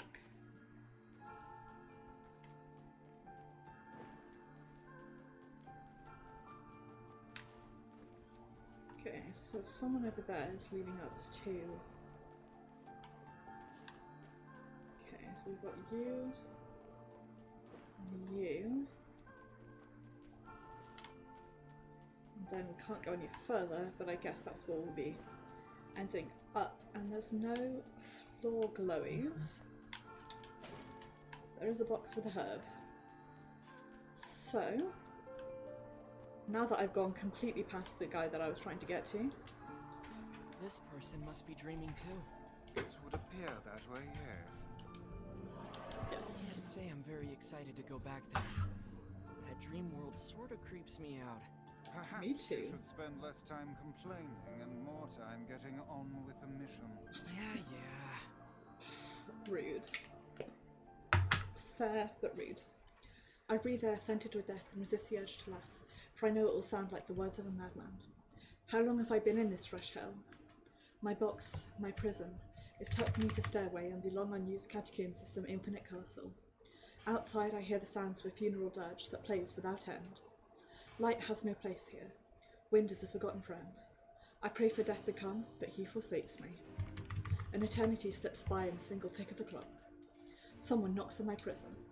Anyone there? I hear an unfamiliar voice say. My saviour. I claw at the door of my jail, embedding thick splinters under my ragged nails. I scream for help. I laugh. I sob. Surely this is a product of my addled mind. Surely it cannot be true. Help me, I cry. For the love of all of the gods, help me. Impossibly, I hear the sound of a lock being torn out and falling to the floor. As the door slowly cracks open, I have just enough time to see a silver-haired boy in a floating book before the light pours inside. My eyes, accustomed to blackness, explode with pain and I'm forced to turn away. Who are you? I ask, shaking hands covering my face. How have you come to this place? I am Grimoire Weiss. This is Mochi. Long have we been searching for you. Now come. Stand. We shall awaken from this nightmare together. The one known as Mochi extends his hand and pulls me from the cell. Though my eyes are slow to adjust to freedom, my ears are as keen as ever, and they recognize the staccato sound of heavy rain. I never thought to hear that again, I whisper. Would that this were not such a terrible storm, said Grimoire Weiss. Look at your feet. I force my eyes open and see water pooling at my ankles and lapping at my shins. There's so much of it, and more comes each moment we delay. If we do not make good our escape, we shall all drown in this castle. We know you are weak, but you are our only help to survive this place. Time, that long-forgotten friend, made itself known again. I nodded my head and swore to save my rescuers, no matter the cost. The castle catacombs are a maze, twisting upon themselves like the endless entrails of a giant. I squint down the dim corridors and proceed north. At the end of the corridor, I find a row of 20 gorgeous canopied beds resting atop a carpet of velvet. All are covered in a thick layer of dust and cobwebs. Searching for the door to the next room, I come upon a shapeless mass of grey matter. It has been shoved across the side of the wall, and despite my fever, I think I see the outlines of a door just beyond. When I reach out a finger and touch a piece of the mass, it turns to dust and drifts away on the wind. Realization slowly dawns, and I fall to my knees and weep. Corpses. I face a mountain of charred and crumbling corpses. I look from it to the beds and back again until full horror dawns upon me. Someone has piled these bodies into a tower and set them ablaze. Whether they were alive or dead, I do not know, and sanity will not permit me to consider the proposition further. I make a sound. Whether scream or laughter, I cannot be certain. Then my mind grants me merciful blackness, and I find myself opening the door and leaving that most terrible of rooms. I spin down the dim corridors. I don't know, genuinely don't know. So we're working this out as we go.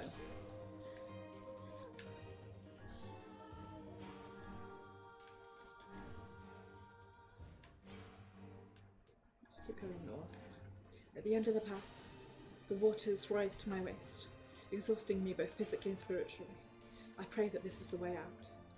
Eventually I can stand the sight of the waters no longer, and so turn my head upward to get humped by the bridge. Imagine my surprise when I see a series of paintings hanging on the faded plaster wall. Each depicts a person in the prime of their life, clad in clothing of the highest quality. The styles, however, are strange to me, leading me to believe that these people had lived long, long ago. One subject wears an outfit that particularly catches my eye. It is constructed of a thin, breezy cloth and decorated with a motif of flowers and birds, while encircling the figure's waist is a leather boat of the most perfect construction. It is a stunning costume, even by modern standards. As I gaze at the portrait, I'm struck by a desire to touch it with my own hands. Yet as I extend a single finger to the painting, I am gripped by a most unpleasant feeling.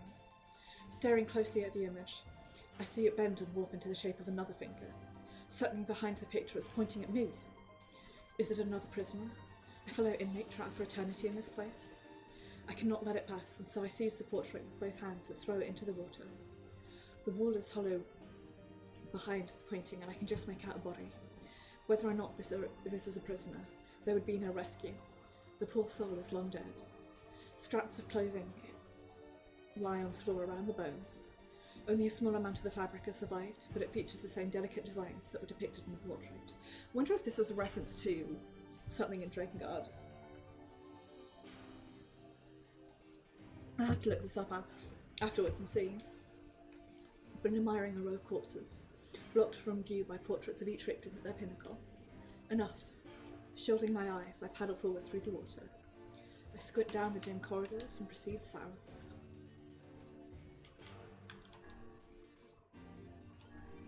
Water has risen to my chin and now laps greedily at my mouth and nose. "You dumb bastard," shouts Mochi. He surely desires to say more, but the rest of his insult is cut short by the rising water. Grimoire Weiss, wet and tattered, floats on the water surface. It is already too late for him. This wasn't how it was supposed to end.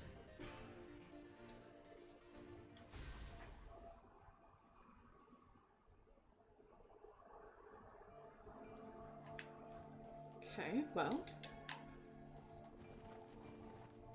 Let's not do that, huh?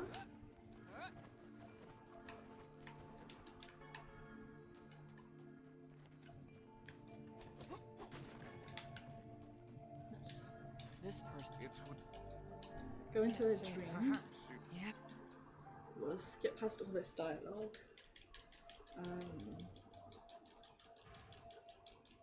Advice.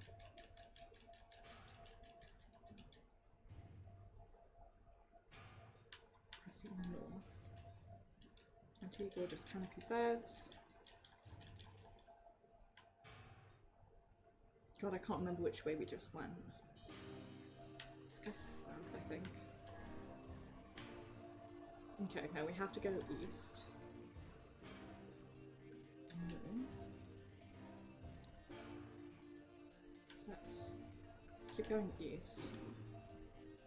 Find myself in a great hall with only the sounds of rain for comfort. The waterlogged red carpet squishes beneath my feet as I approach the centre of the room.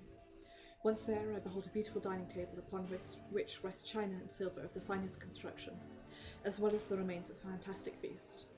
As my eyes continue to adjust, I see many chairs surrounding the table, each holding a dinner guest. Noticing movement, I approach the chair at the table's head. But as the truth of the matter dawns on me, I recoil in horror. The host of the feast is a corpse, as are all the invited guests. An army of gross, foul-wriggling insects have made homes in their remains, and this is the movement I saw. This once splendid feast was now nothing more than a requiem for the damned. I take a moment to study my shaking hands, then slowly back away from the table. Desperate to lose sight of the abomination before me, my gaze lands on the chairs upon which the dead were seated. This is a mistake, for the chairs prove to be even more terrible than the feast itself. Each one is covered in a layer of spikes that run from the seat, up the back and down the arms. This explains the colour of the carpet beneath my feet. I can only pray that the unfortunate diners were dead when the meal began. For if not, it is a simple task to envision the agonised screams that must have sprung forth from their mouths. My mind grasped frantically at the possibility that these souls had committed some terrible crime for which this was the punishment. Though in truth I suspect they had committed no crime at all. There would be no tomorrow for these unfortunates. This was their last supper. I squint down the dim corridors. Okay, hang on. North. Okay. Let's not go that way. Kind of want to look up a guide, kind of enjoying.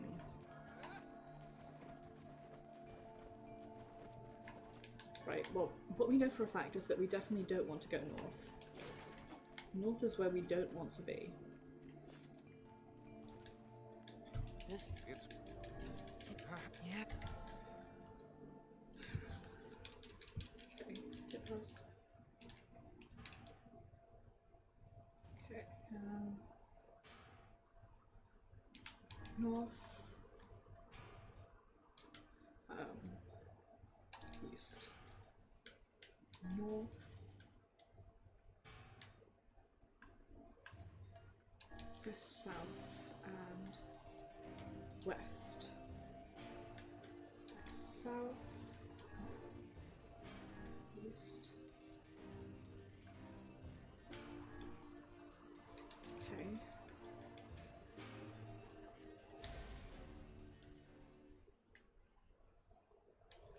Okay, I'm going to look up a guide because I'm very confused now.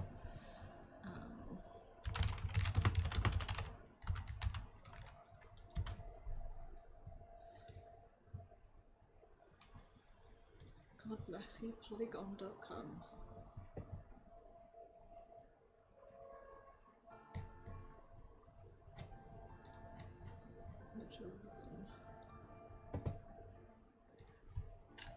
Okay.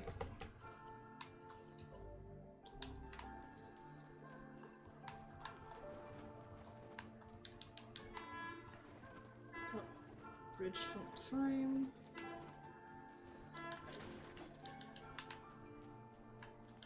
This... It's... Okay. Yeah.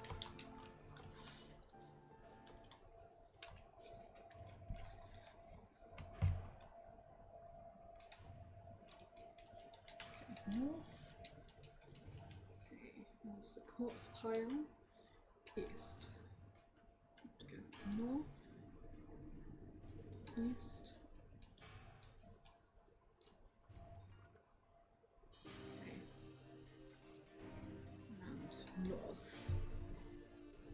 Okay. Against all hope, we make it to the front door. Break it down, someone cries, and so I give myself to the effort. In tandem with marching grimoire vice, I slam my body against a thick, sturdy door. On the third try it gives way and we find ourselves sprawled on the ground outside the castle. The storm is in retreat. The clouds above are still dark and foreboding, but to the west I can see a thin shimmer of sunlight trying to break through.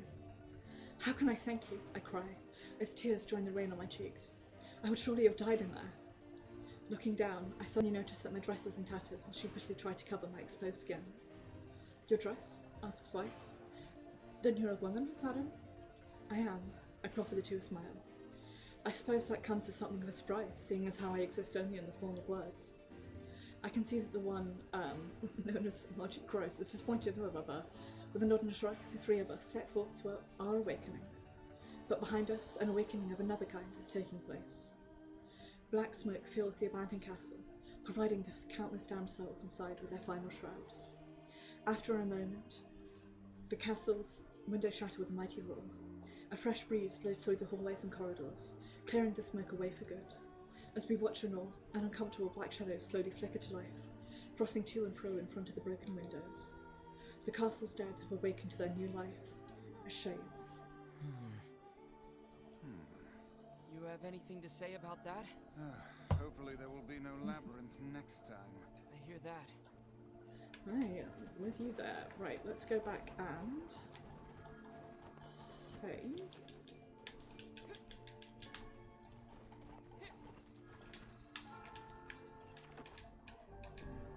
And I'm going to check something.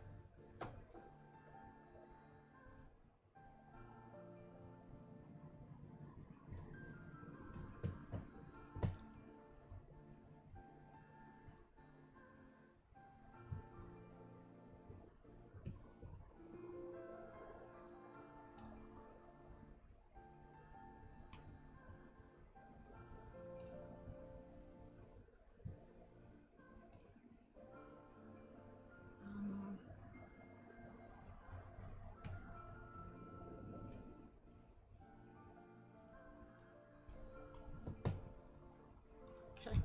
Well, the NieR Wiki absolutely did not explain anything about what that castle was a reference to.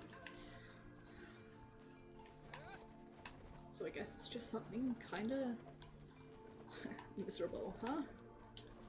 Thank you so much for saving me. I never want to have a dream like that again. Wow, it.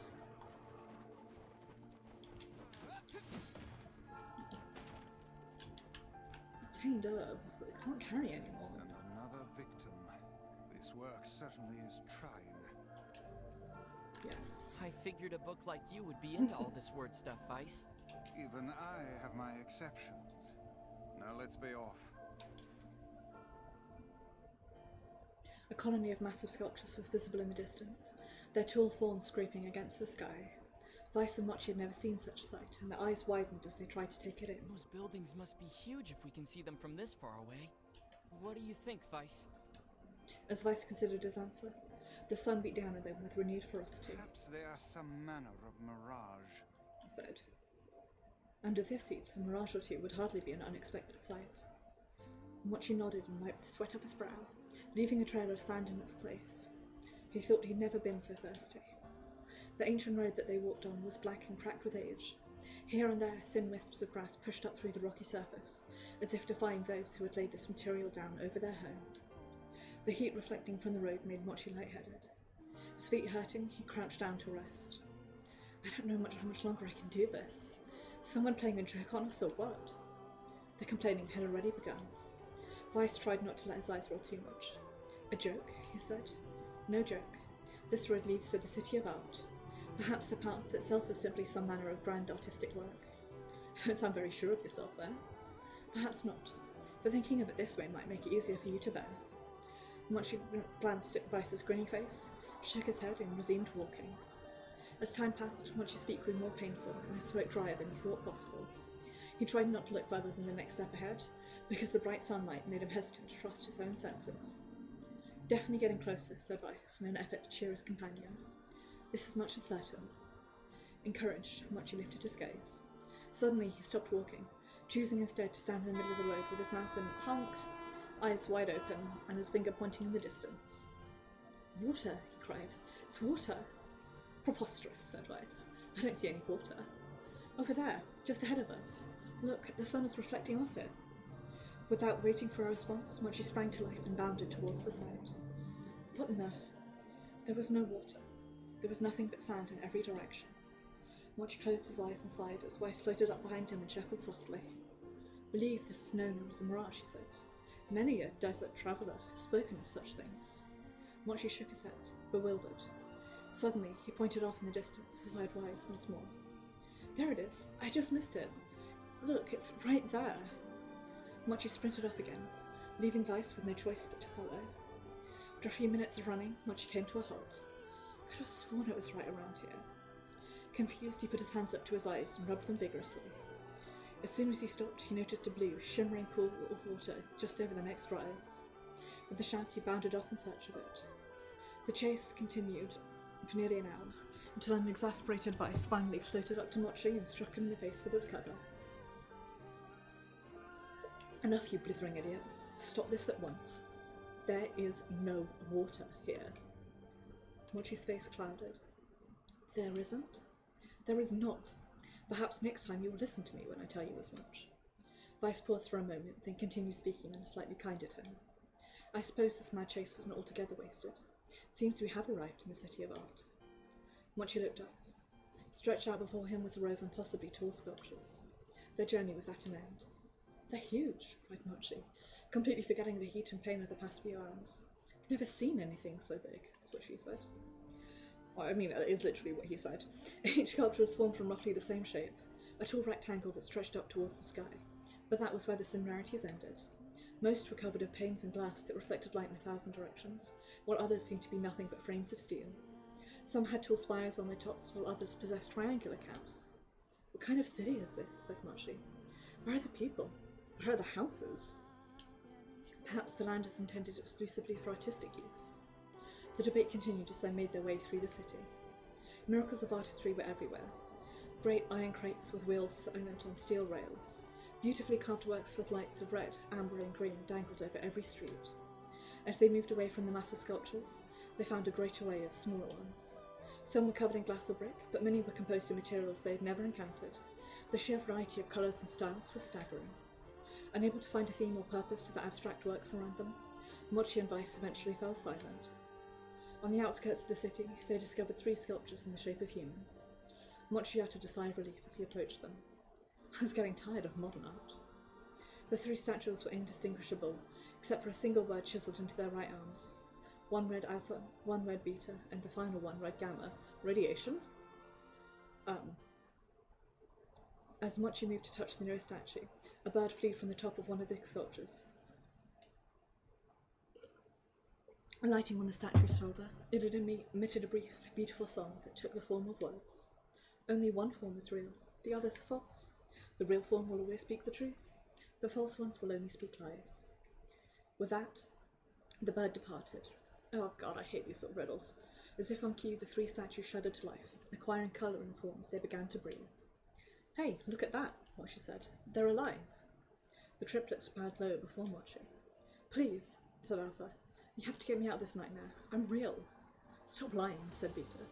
He turned to Mochi and threw his hands in the air. Alpha's a fake, you know. I'm the real one. What a load of crap, said Gamma. Beta's a fake. Everyone knows I'm the only real one around here. The respected pleas given, the statues returned to their frozen state as silence once again enveloped the city. When you consider all of the statements, only one of them could be the real thing, said Weiss. Mochi Frodo's answered.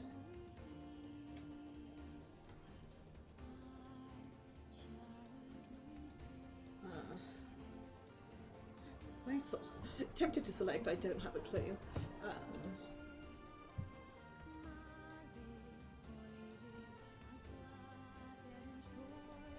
Okay. So, Alpha says they are real. Beta says Alpha's lying and that they are real, and Gamma says Beta is lying. So, if Alpha is telling the truth, that would mean that Gamma was lying about Beta lying, thus Beta is telling the truth. Okay, that makes more sense.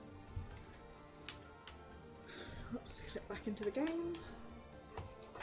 Then Mochi's voice betrayed a notable lack of confidence. He was relieved to see Weiss nodding at him. If Alpha were telling the truth, putting down Weiss on the dry tones of a lecture, Beta and Gamma would be fakes. But in that case, Gamma's claim that Beta is a fake would be the truth, even though Gamma is a liar. Therefore, that theory clunders. If Gamma spoke the truth, Alpha and Beta are liars, but Beta's calling Alpha a liar, which means that two of them telling the truth, so it has to be Beta, like I said.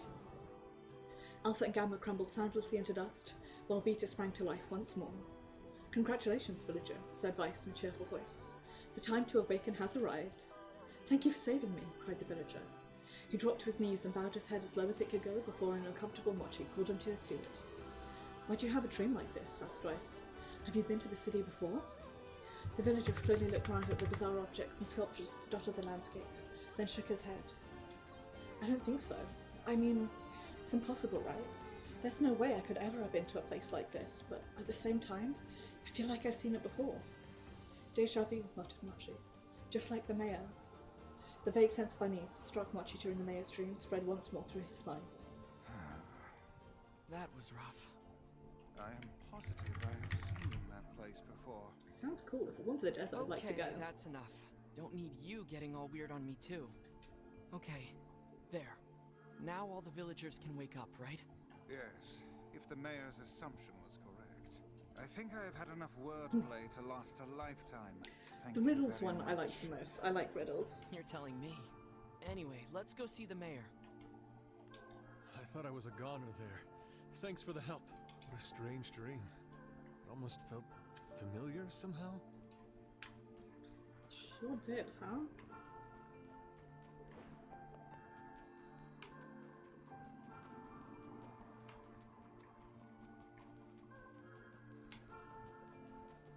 Oh, how wonderful. Thank you so much. Here, I have something for you. Sword. Wow, this looks valuable. I can really have it? Of course. It's apparently a weapon of some renown, but we have little use for it. Well, we appreciate it. Thank you again for everything. I simply cannot bear another of...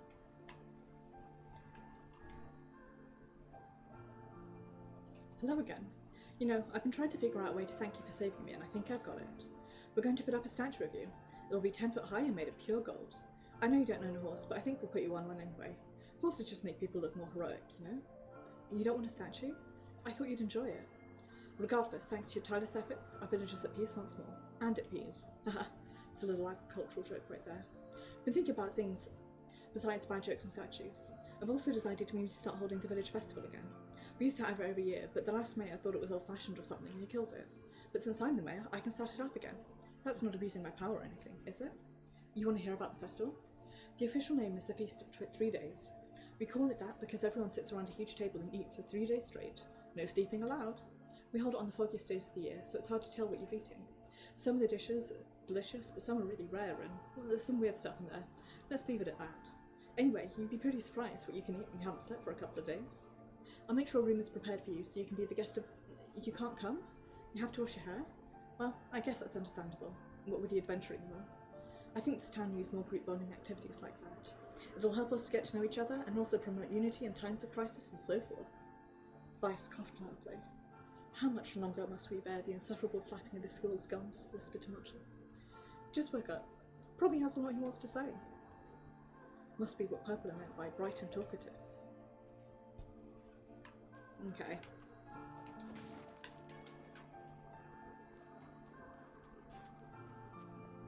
Let us save. Get out of here to go talk to Purple. Except that before we do that, I want to take a look at our new sword. Which is not as strong as the one we currently have. Okay, I'm going to read all the stories once they're fully upgraded. So like, as I fully upgrade each sword, I'll read their story. That's how I plan to do it. So how was the village? Oh, it was truly magnificent. There are no words. Really. Huh. Neat. Let's get back to Popola. She'll probably want to know what's going on in there. Maybe she can explain it better to us as well. They say crying.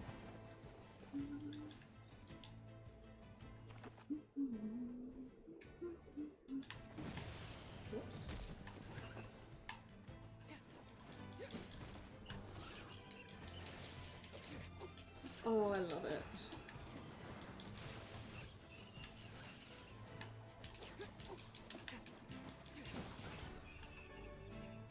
Change the word Gaber.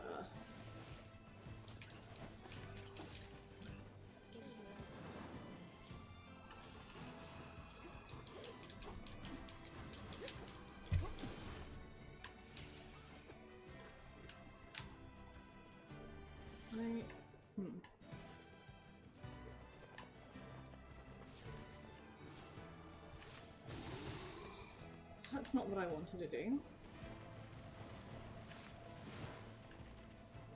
How did you do that? I wanted to go down my piggy.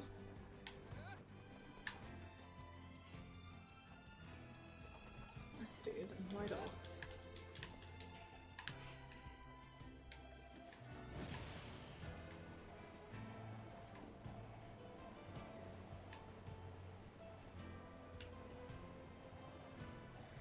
Try not to barrel straight into the sheep as we go.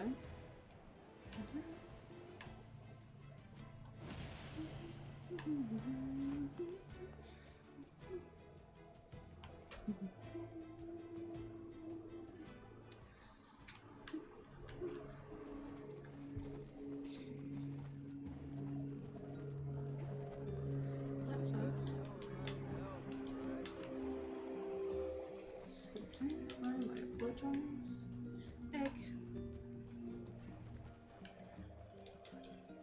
If we turn this entire plaza into a field...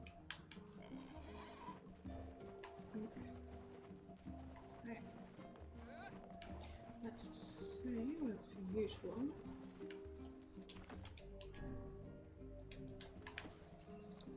I'm going to go talk to Popola. Then we'll head off to Seafront.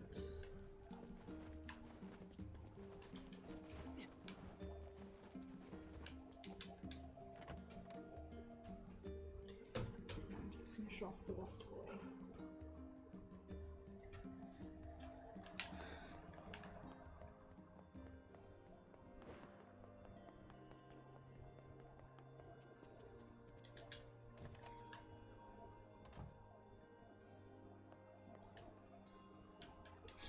It's a sculpted leaf. Right? This is the first sane thing I have seen in this room. Oh. Oops. We saw this cube back in the Baron Temple. Perhaps the Prince of Fassart gave it to Popola as a gift?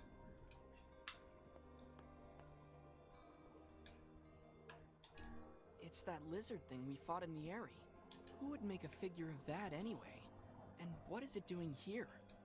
Good question.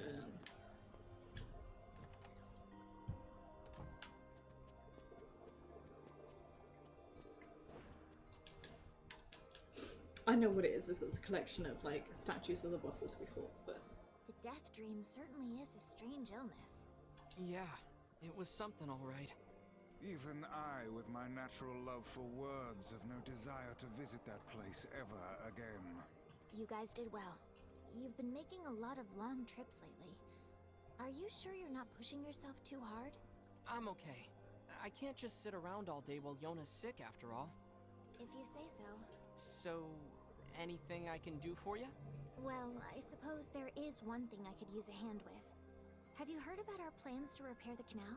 The work probably won't happen for a while, but once it's done, we can use the canal for trade and travel and all kinds of useful things. quick travel. Unfortunately, however, we're a bit behind schedule at the moment. If you're willing to help out, I'd really appreciate it. No problem. What do you need? Great. So, the man I originally asked to help on this project hasn't shown up for work in a few days. I'm starting to get a little worried. So, maybe you can head over to Seafront and check up on him? I'll mark the location of his house on your map. He always carries a red bag over his shoulder, so he should be easy enough to find. Got it. Right, sorry, bear with me a hot second.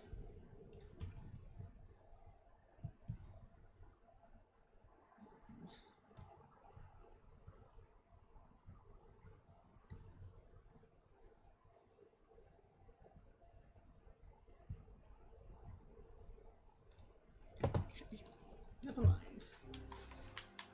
The person I asked to help with the canal repairs should be in Seafront.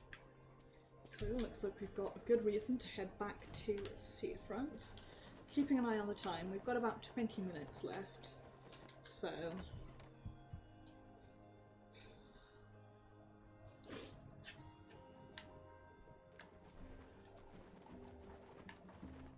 a canal, is it? Fascinating. If we had a ferry, we could put these days of endlessly running about behind us. sure could. Don't you just float everywhere anyway? Do you think I am borne aloft by the winds, lad? It takes stamina to maintain this height. Oh, really? You could at least try to hide the utter dismay, you know.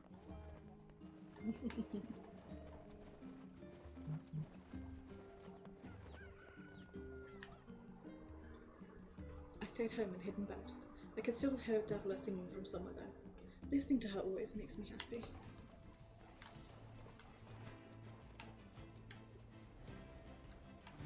Nope, that bitch is still fucking there. With no clue as to what it is.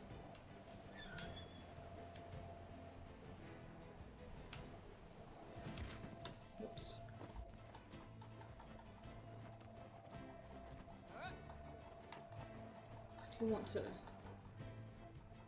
look that up because it's just like floating there and we killed it and then it came back, so weird. So, what to talk to? You're looking for a kid who ran away from home? There was a strange kid asking people questions earlier. I think he was trying to learn how to get into Facade. Facade, huh? Maybe we should go take a look. Yep. Okay. Step 1. Let's go talk to a guy over here.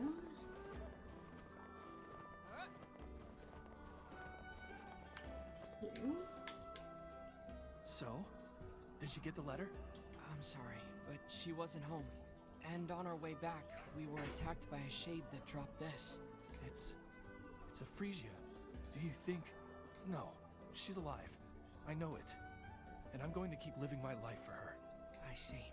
I'll stay here and keep the business going. After all, you never know when she might come back.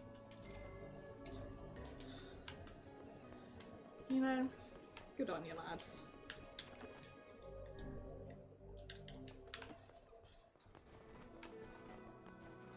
Bad to hope, I guess. Right. Let us go. Hey, are you the guy who's supposed to help repair the canal? Popola sent me to... Oh god, it's over. My life is over. Surely you must realize nothing good can come of being involved with this particular endeavor. But I want fast travel. Easy, Vice. Hey, so, are you alright? What happened? It's my wife. She left home a week ago and hasn't come back. I'm so worried I can't even focus on my work. Oh, my sweet dumpling, where are you? Oh, that's terrible. Would you like us to help you look for her? Really? You do that for me? Sure. But do you have any idea where we should start? Well, she always used to enjoy drinking at the tavern with her friends. Alright, then I guess we'll start with them. Thank you. This means the world to me. Oh, and by the way, my wife always carries a red bag, just like mine. If you mention that, it might ring some bells. I've met some odd couples in my day, but none who felt the need to wander about flaunting matching luggage. You need to get with the I times. mean, it makes sense. At least you can always spot each other. Plus, these bags are special. We bought them for our anniversary. But now my sweet dumpling is gone. And it's all my fault. Oh, God. Okay. Just stay calm. We'll go look for her, alright? You sit tight. Okay, we're going to do that, but first... I'm going to go finish this side quest off, but... knows more about his wife absconding than he's letting on. In fact, what time is it? Right. Here's what we're going to do. We're going to go finish off the missing son. then we are going to pick up with looking for this guy's wife next week. Partially because I'm about reaching my limit of like warmth that I can handle, but primarily because I like the idea of a good cliffhanger, you know?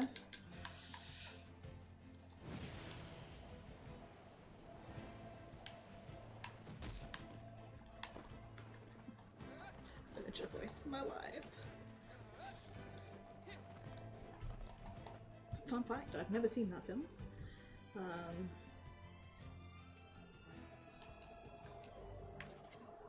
Oops, I wanted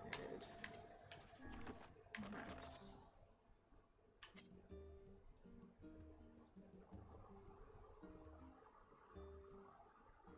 East.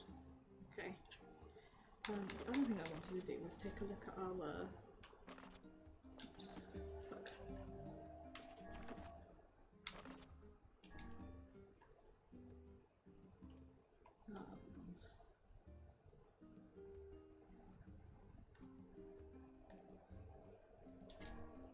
Dark execution.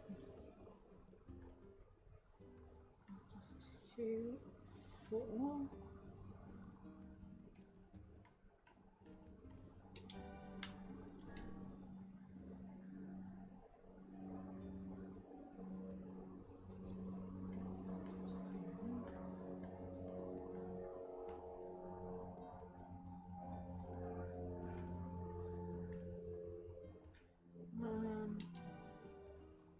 XP rate.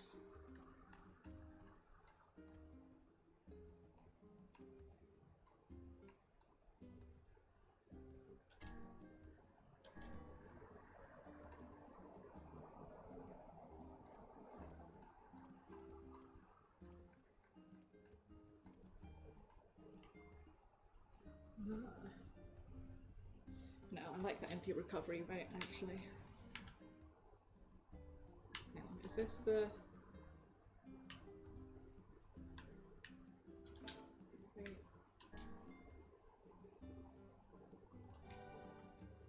There we go. It's better.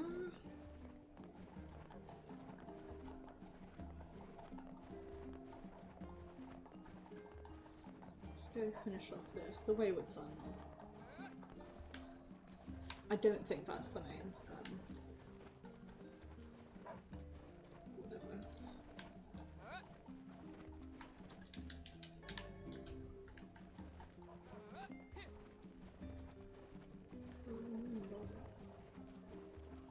I'm so excited for fast travel. Hell yeah. Throw hurts. Hell yeah.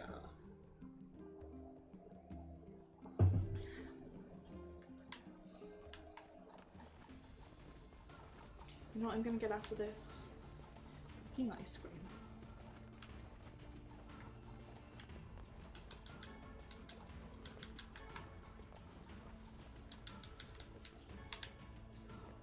I bought these like miniature ice creams, and the problem with them being miniature is that you don't think like, oh, I've just had a big thing of ice cream, so then you, if you're me, just keep eating more. Because you have no sense of self-control.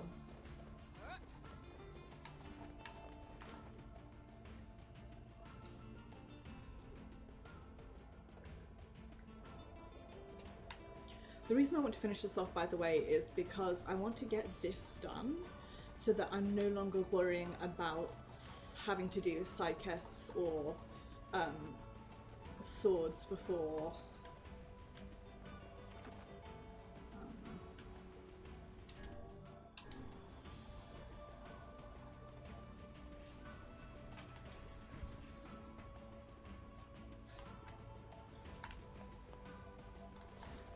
having to do sidequests or get swords before we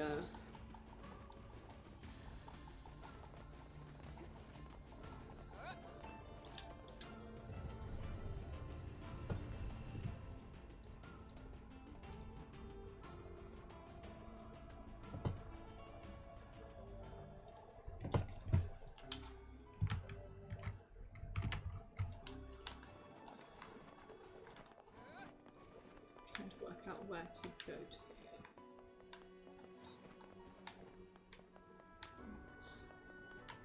People over there have things to say.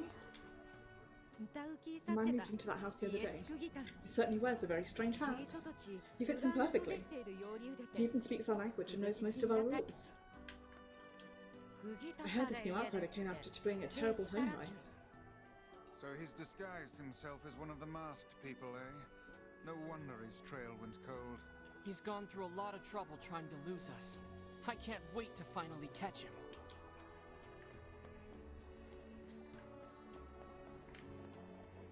Okay.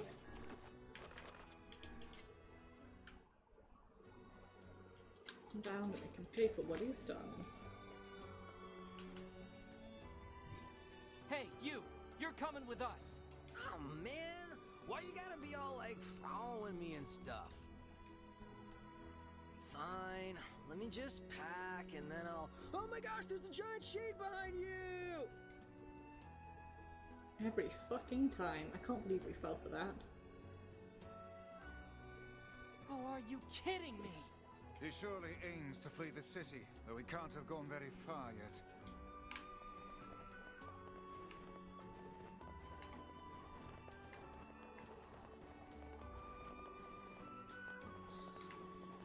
Roll, roll, roll.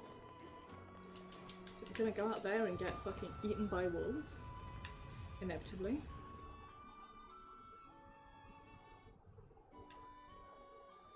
Oh man, again? Alright, fine, let me just... He's heading for the eastern road. We must catch him before he leaves the desert. You got it, dude.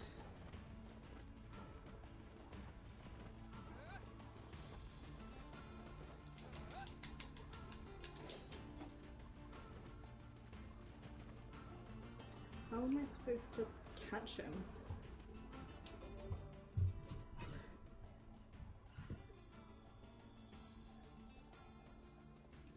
Okay.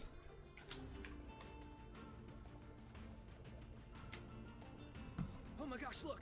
There's a huge pack of shades! I'm not falling for that again.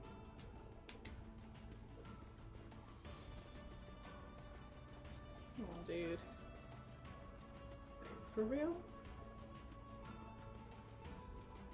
I'm sorry, Miss Jackson.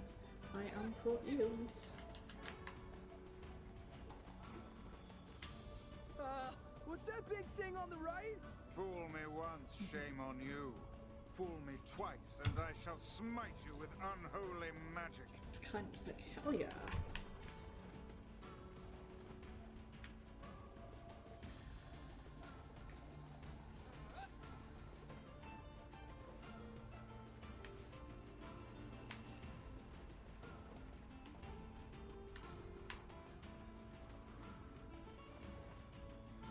Breathe in, dude.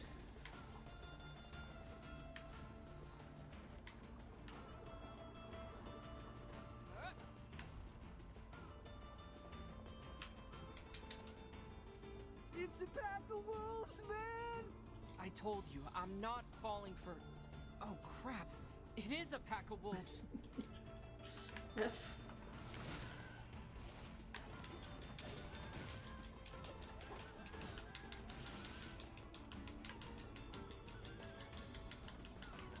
Okay, you guys can fight. I am here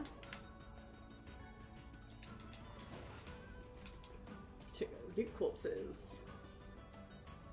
I didn't think I'd actually run into wolves for real. Yeah. Are you ready to go home yet? Hell yeah, man! This adventure stuff's like way too scary for me.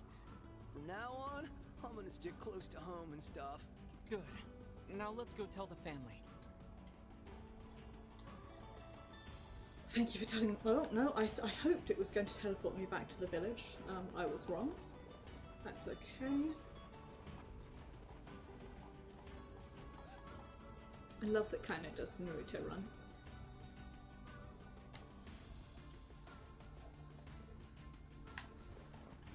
So good.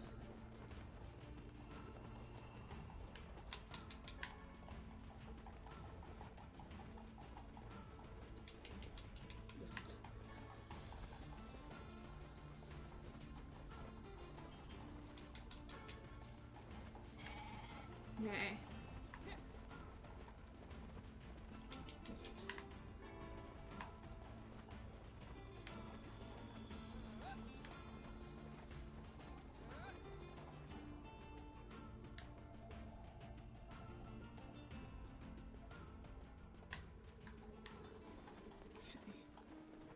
Roll over to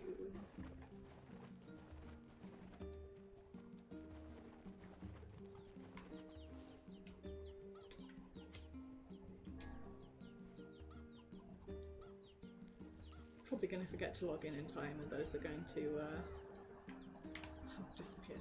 I need to clean up my garden, but not right now.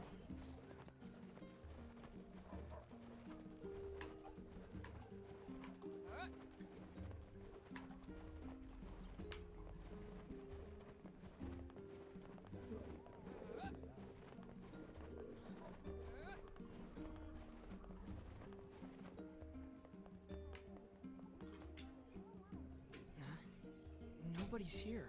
I believe they left us a note. My son's returned to take up the family business. We decided to move to a new land to begin anew and thoroughly train him to carry on the family name. Well, that's sort of anticlimactic. I wonder what the business was anyway. Hey, are you friends with the people who lived here? No, not really. Why? Because the goddamn bastards borrowed money from everyone in the village and then skipped town. Apparently their son ran away because he wanted to escape a life of crime. But then some idiot brought him back. Well, I guess we know the family business now. To think we did not even get paid for this absurd misadventure. Oh well. Perhaps we should tally it up as an expensive life lesson and move on. F. F. F.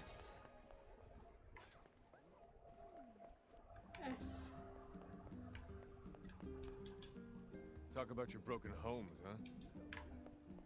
I feel like he could have said that and we would have been like, okay, cool.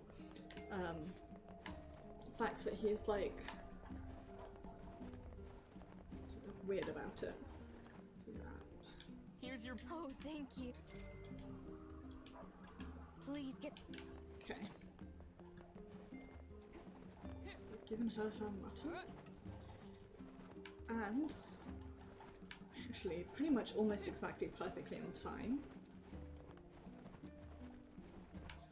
I'm going to go over here and save and end stream off here. I am going to say thank you very much for watching. It is very much appreciated, and I do hope that you enjoyed. I will be streaming Destiny 2 tomorrow. We're going to be checking out the new stuff from Season of the Spicer. It's all completely new to me. I haven't even logged into Destiny since last Sunday, or since last Monday actually, so excited to see what's going on. Then on Tuesday it'll be Final Fantasy 14, where assignments allowing, we will be working hard to catch our shot up on the MSQ. I'm probably not going to start with Tower actually. I'm going to do Tower in my own time and just hop straight into MSQ for a shot. I think that's easier for me at least. Then on Thursday it'll be Higurashi When They Cry, Yoigoshi, where we are going to find out secrets of our friends.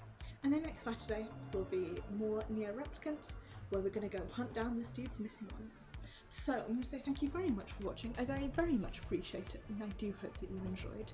Do have a wonderful evening and be excellent to each other. Thank you very much for coming along, and I shall see you guys tomorrow.